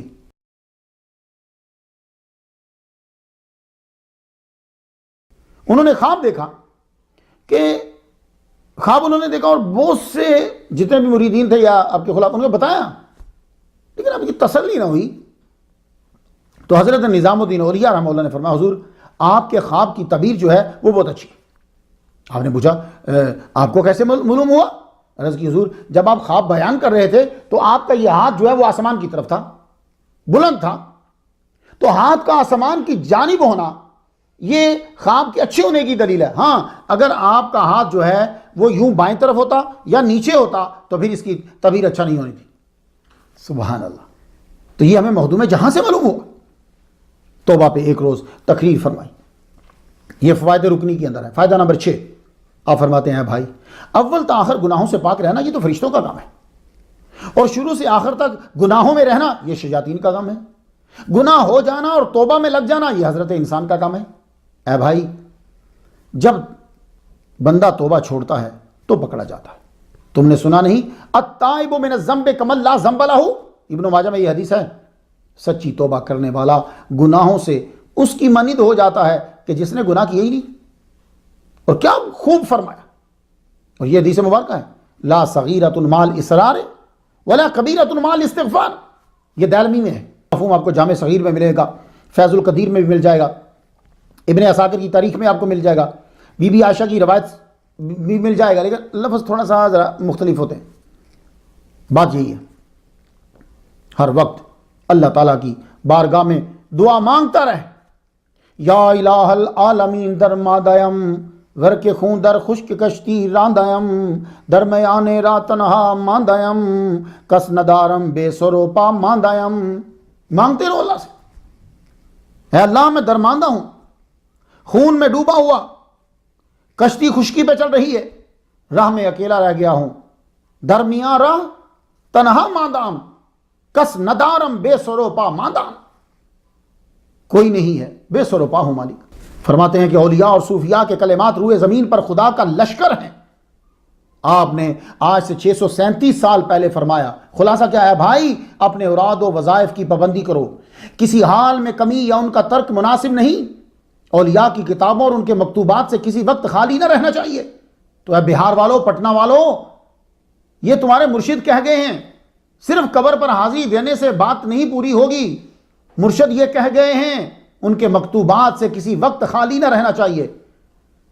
اتنے بڑے عظیم پیر کا وجود تمہارے اندر ہے بہار والو، کہ جن کے مکتوبات کو ڈاکٹر پاؤل جیکسن نے ترجمہ کیا ہے، اور پوپ اپنی پڑھنے والی کتابوں میں وہ 100 مکتوبات جو ہے وہ رکھ رہا ہے۔ تو پاؤل جیکسن تو پڑھ لے، انگریز تو پڑھ لیں، پوپ بھی پڑھ لے، اور آپ بہار والوں نہ پڑھو، تو پھر عجیب بات ہے نا۔ ایک بندے نے پوچھا ولی نہ ملے تو کیا کریں، جیسے آج کل مسئلہ ہو گیا ہر آدمی، فرمایا ہر روز ان کی تصانیف سے ایک جز پڑھ لیا کرو، یہ آپ نے فرمایا۔ اس لیے مجھے محمد منظور صاحب نے کہا آپ کا ہم نے بائعت کرنا ہے، اور بھی لوگ ہیں جو بائعت کرنا چاہتے ہیں۔ میں نے کہا بھائی آپ کے پاس مخدوم جہاں شرف الدین احمد بن یحییٰ منیری موجود ہیں، ان کی کتب موجود ہیں، آپ اتنی دور بہار سے امریکہ میری کیا بائعت کرو گے؟ وہیں جاؤ ان کے پاس، ان کی کتب کو پڑھو۔ بہار والوں تم کو ضرورت ہی نہیں ادھر ادھر جانے کی، تمہارے پاس معدن المعانی ہے، خانے پر نعمت ہے، مکتوبات صدی ہے، تمہارے مرشد مخدوم الملک مخدوم الملک شرف الدین احمد بن یحییٰ منیری تو ذخیرہ چھوڑ گئے۔ افضل سفر کون سا ہوتا ہے؟ مخدوم جہاں نے فرمایا سب سے افضل دین، سب سے افضل سفر دین کی سربلندی کے لیے جہاد کا سفر، پھر حج کا سفر، پھر حضور صلی اللہ علیہ وسلم کی قبر انور کی زیارت کا سفر، پھر مسجد اقصیٰ کا سفر، پھر اولیاء کی قبور کی زیارت کا سفر۔ حضر رحمت من ربی پہلا رہ گیا ہے، باقی سارے سفر میں نے کر لیے، حضور کے روزے کی زیارت کی، حج کی، اور مسجد اقصیٰ کا سفر سارے میں نے کر لیے، وہاں نماز بھی ادا کر لی۔ مرید کیسا ہو، پیر کیسا ہو؟ فائدہ رکنی فائدہ نمبر 11 پہ آپ فرماتے ہیں مرید کو حضرت ابوبکر صدیق رضی اللہ تعالیٰ عنہ جیسا ہونا چاہیے، ان کی طرح با ادب جان نثار، اور پیر کو حضرت محمد صلی اللہ علیہ وسلم جیسا ہونا چاہیے۔ ما سب اللہ شیئا فی صدری الا وقد سبت فی صدر ابی بکر،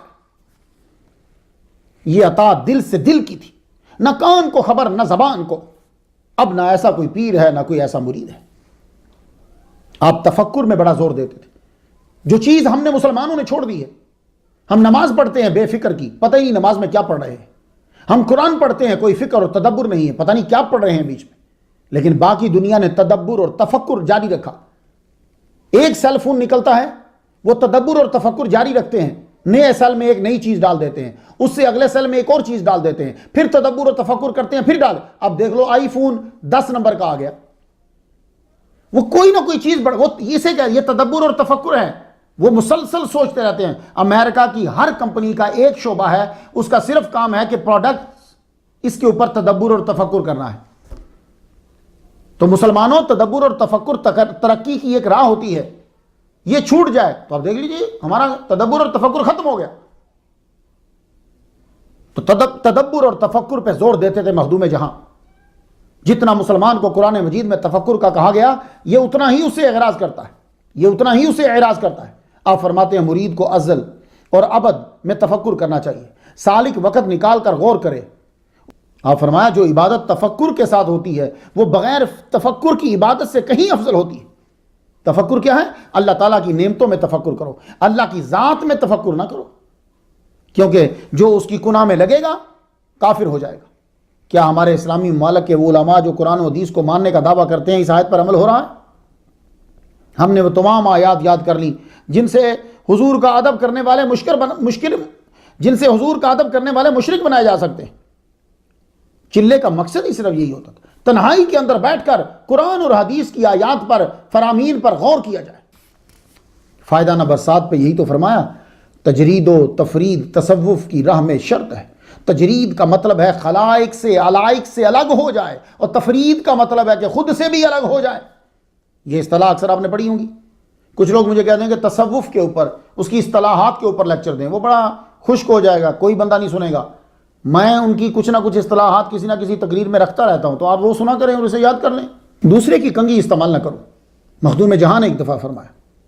اور میرے والد گرامی شیخ طریقت حضرت طالب حسین شاہ رحمۃ اللہ علیہ، ان کو میں نے اس پر عمل کرتے ہوئے دیکھا، لیکن مجھے پاس دلیل کوئی نہیں تھی۔ وہ اپنی کنگھی کسی کو نہیں دیتے تھے، کہتے تھے کہ اپنی کنگھی الگ استعمال کیا کریں۔ تو آج میں نے شیخ شرف الدین احمد بن یحییٰ منیری رحمۃ اللہ علیہ کا جب فرمان پڑھا، آپ نے فرمایا ایک ہی کنگھی 2 شخص کو استعمال نہ کرنی چاہیے، جدائی اور لڑائی ہوتی ہے، اور ٹوٹی ہوئی کنگھی استعمال نہ کرنا چاہیے، اس سے غربت آتی ہے۔ قاضی شرف الدین رحمۃ اللہ علیہ نے پوچھا، حضور ایسا کیوں ہوتا ہے؟ تو آپ نے فرمایا یہ شریعت کے اسرار ہیں۔ اللہ اکبر، معدن المانی میں یہ شریعت کے اسرار ہیں۔ آپ کے مکتوبات تصوف میں استاد کا درجہ رکھتے ہیں، اور مکتوبات آپ کے ظاہری باطنی علوم کا منہ بولتا ثبوت ہیں۔ بہار والو، تم لوگ دنیا کے امیر ترین لوگ بن جاؤ گے، اور تمہارا لٹریسی ریٹ 100% ہوگا اگر تم ان کے مکتوبات کو ہی سمجھ کر پڑھ لو۔ مسلم یونیورسٹی علی گڑھ کے پروفیسر آف تاریخ خلیق احمد نظامی نے صحیح کہا، طریقہ فردوسیہ کو ہندوستان میں پروان چڑھانے کا کام شیخ احمد منیری نے انجام دیا۔ ان کے مکتوبات تصوف کا بیش قیمت ذخیرہ ہے۔ مولانا مناظر حسین گیلانی نے تو یہ تک کہہ دیا کہ سعدی شیرازی کے بعد اگر کسی کا نام ہند و ایران میں لیا جا سکتا ہے تو وہ شیخ احمد بن یحییٰ منیری رحمۃ اللہ علیہ۔ مکتوبات کی شکل میں جو لکھ گئے فارسی زبان میں، اس کی نظیر نہیں ملتی۔ اولیاء تک آپ کی تحریر کو پڑھتے تھے۔ حضرت نصیر الدین چراغ دہلی نے فرمایا، مکتوبات شیخ شرف الدین کفر 100 سالہ ما برکف دست نمود۔ شیخ شرف الدین کے مکتوبات نے میرے 100 سال کے کفر کو میری ہتھیلی پر رکھ کر دکھلا دیا۔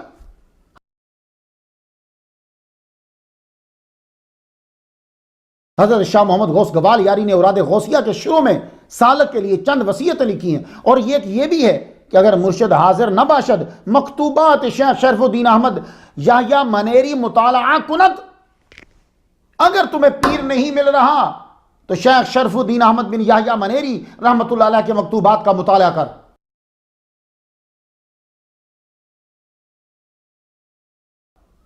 تو بہار والو نہ پھرو ادھر ادھر، ان کے مکتوبات کا مطالعہ شروع کر دو۔ المیہ یہ ہے کہ سرمایہ تو ہے خزانے میں مگر استعمال کرتے ہی نہیں۔ کاش ہمارے بچوں کو اپنے اولیاء کے نام آتے، وہ ان کی کتب پڑھتے۔ ہماری قوم نے پرانے پھٹے ہوئے کپڑے، پھٹی ہوئی جین پہن کر اپنا لی۔ ہماری قوم نے بچوں نے پاگلوں کی طرح 2 رنگ کی جرابیں پہننا اپنا لی۔ ہماری قوم نے سٹون ایج کے بالوں کے اسٹائل اپنا لیے۔ ہماری قوم نے شراب کو، ڈانس کو اپنا لیا۔ جانوروں کی طرح پیشاب کے چھینٹوں سے بچنا چھوڑ دیا۔ غیروں کو پڑھنے لگ گئے جو چھپ کر ہمارے آباء و اجداد کو پڑھتے تھے۔ اے میری قوم کی عظیم بچوں، کبھی اپنے رائٹرز کو محبت سے پڑھو۔ امام الغزالی کو پڑھو، امام رازی کو پڑھو، احمد بن یحییٰ منیری کو پڑھو، عبد القادر گیلانی رحمہ اللہ کو پڑھو، داتا علی حجویری کو پڑھو، شیخ سعدی کو پڑھو، شیخ الشیوخ کو پڑھو۔ پرانی گندی چیزیں اپنانے سے اگر تمہارا سٹیٹس خراب نہیں ہوتا تو پرانی سچی چیزیں اپنانے سے اور پڑھنے سے کیوں خراب ہو جاتا ہے تمہارا سٹیٹس؟ اگر پھٹی ہوئی پینٹ پہننے سے سٹیٹس خراب نہیں ہو رہا، حالانکہ پرانے لوگ پھٹے ہوئے کپڑے پہنتے تھے، ان کے پاس کہاں کپڑے ہوتے، تو پرانے لوگوں کی سچائی کیوں نہیں لیتے؟ جس کمپنی کو انگریز ایوارڈ دے اس کا مال تو آنکھ بند کر کے لے لیتے ہو، اور جن ہستیوں کو اللہ تعالیٰ نے انعام دیا ہے ان کی چیزوں کو آنکھ بند کر کے کیوں نہیں لے رہے؟ دکھانے کا مطلب وہ مقصد ہوتا ہے کہ تعلیم کو اپناؤ، ان کی باتوں پہ عمل کرو۔ اور عمل آسان ہو جائے۔ آج ہمارا مزاج وہی ہو گیا، مگر مطالبہ کی صورت میں نہیں، ایک دبی ہوئی آرزو کہ کوئی کرامتیں سنائیں، کرامت دیکھیں، جیسے مشرکین کہا کرتے تھے کوئی معجزہ دکھاؤ، آسمان سے کوئی گرتا ہوا نظر آئے تب ہم تمہاری باتیں مانیں گے۔ حضور فرماتے تھے یہ کتاب قرآن ہے، یہ بڑا معجزہ، اسے پڑھو۔ یہی کچھ صورتحال ہماری ہوگی، تم جیسا ذوق رکھو گے ویسے ہی لوگ مارکیٹ میں مال لائیں گے۔ چونکہ تمہارا ذوق کرامتیں دیکھنے کا ہے تو جعلی صوفی، شعبدہ بازیاں، ڈرامے بازیاں لے کر لوگ آ گئے۔ کاش کہ تم علم کے دیوانے ہوتے تو کم از کم دھوکہ باز کو اسی بہانے کچھ علم ہی سیکھنا پڑ جاتا۔ تو تمہیں چونکہ شعبدہ بازیاں دیکھنا تھی تو ڈرامے باز اور جعلی وہی لے کر آ گئے۔ تم علم کے دیوانے ہوتے تو پھر کوئی بندہ علم ہی لے کر آتا کم از کم تمہیں دکھانے کے لیے۔ کل من علیہا فان ویبقی وجہ ربک ذو الجلال والاکرام، ہر ایک شے پر ایک آن کے لیے چاہے وہ فان تو آنا ہے، بچے گا تو رب کی ذات بچے گی، یہ صرف بچے گی۔ آپ کا وقت قریب آیا۔ اب وہ جو قریب کے واقعات ہیں وہ وہی بتائے گا جو قریب ہے۔ تو مولانا زین بدر عربی جو ہیں انہوں نے وہ قریب کے واقعات لکھے، آخری دن کے، کیونکہ یہ بہت قریب تھے۔ اب ذرا سن لیجئے چند۔ بدھ کی فجر کی نماز آپ نے ادا کی، آپ کے منہ مبارک سے لا حول ولا قوت الا باللہ العلی العظیم جاری ہو گیا۔ خاص الخاص مرید آپ کے ساتھ ہی تھے، آپ نے فرمایا تم سب پڑھو، سب نے بلند آواز سے پڑھا، اور یہ بہت بڑی چیز ہے، بڑا خزانہ ہے، اس کے اندر 99 بیماری کو علاج ہے۔ لا حول ولا قوت الا باللہ العلی العظیم۔ پھر آپ اپنے وظائف اور دعاؤں میں چاش تک مشغول رہے۔ پھر الحمدللہ کا نعرہ بلند ہوا۔ پھر دوستوں سے فرمانے لگے لا تقنطوا من رحمت اللہ۔ آپ نے فرمایا اللہ تعالیٰ تم سے پوچھے کیا لائے ہو تو یہ پڑھنا، لا تقنطوا من رحمت اللہ، لا تقنطوا من رحمت اللہ، اللہ کی رحمت سے نا امید مت ہونا، اللہ تعالیٰ چاہے تو سارے گناہ بخش سکتا ہے۔ پھر فرمایا مجھ سے اللہ نے پوچھا تو میں یہی کہوں گا۔ پھر بلند آواز سے پڑھا لا تقنطوا من رحمت اللہ، لا تقنطوا من رحمت اللہ، اور پھر پڑھا اشہد ان لا الہ الا اللہ وحدہ لا شریک لہ واشہد ان محمدا عبدہ ورسولہ۔ پھر آپ نے ہر مرید کا جو ہے وہ نام لیا، جتنے وہاں بیٹھے تھے ان کی خدمات کا اعتراف کیا، دعا دی۔ پھر آپ نے ایک لڑکے کو بلایا اور کہا کہ تم وہ آیت پڑھو جس میں محمد الرسول اللہ آتا ہے۔ انہوں نے پڑھی۔ اب ذرا دیکھیے ولی کا عادت دیکھیے، محمد الرسول اللہ صرف پڑھا ہے، ہم تو قرآن مجید پاؤں میں رکھ لیتے ہیں۔ کسی دن جا کے سعودی عرب دیکھنا لوگوں کو پاؤں میں رکھا، سر کے نیچے رکھا ہوا محمد الرسول اللہ والذین معہ، جو ہی شروع ہوا، حالانکہ آپ کمزور اور نحیف، ایک دم سے اٹھے، بادب بیٹھ گئے۔ پڑھنے والے نے جب پڑھ لیا آپ نے اس کی تعریف کی۔ پھر آپ نے بعد میں تازہ وضو کیا، نبی کی سنت نہ چھوڑی، مسواک منگوائی، بلند آواز سے بسم اللہ پڑھی، ہر عضو کی دعا پڑھی، کیونکہ وضو کی ایک ہی دعا ہے، ہر عضو کی دعا ہے، ہر ایک کی دعا پڑھی، اور داڑھی مبارک میں کنگھی کی، 2 نفل ادا کیے۔ اللہ اکبر، کیونکہ مرشد نے کہا تھا کہ جب بھی وضو کرنا 2 نفل پڑھنے ہیں، 2 نفل ادا کیے۔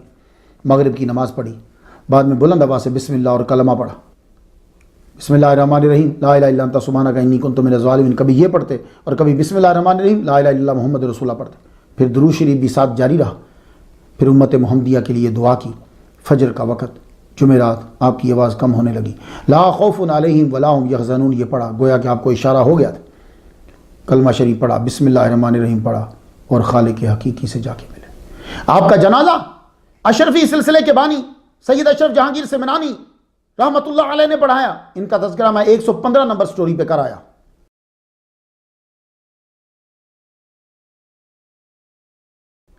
بعد میں پھر اپنے اپنے دور میں بادشاہوں نے اس فقیر کے در پر حاضری دی اور نذرانہ عقیدت مختلف شکلوں میں پیش کیا، مغل بادشاہ تک حاضری دیتے رہے۔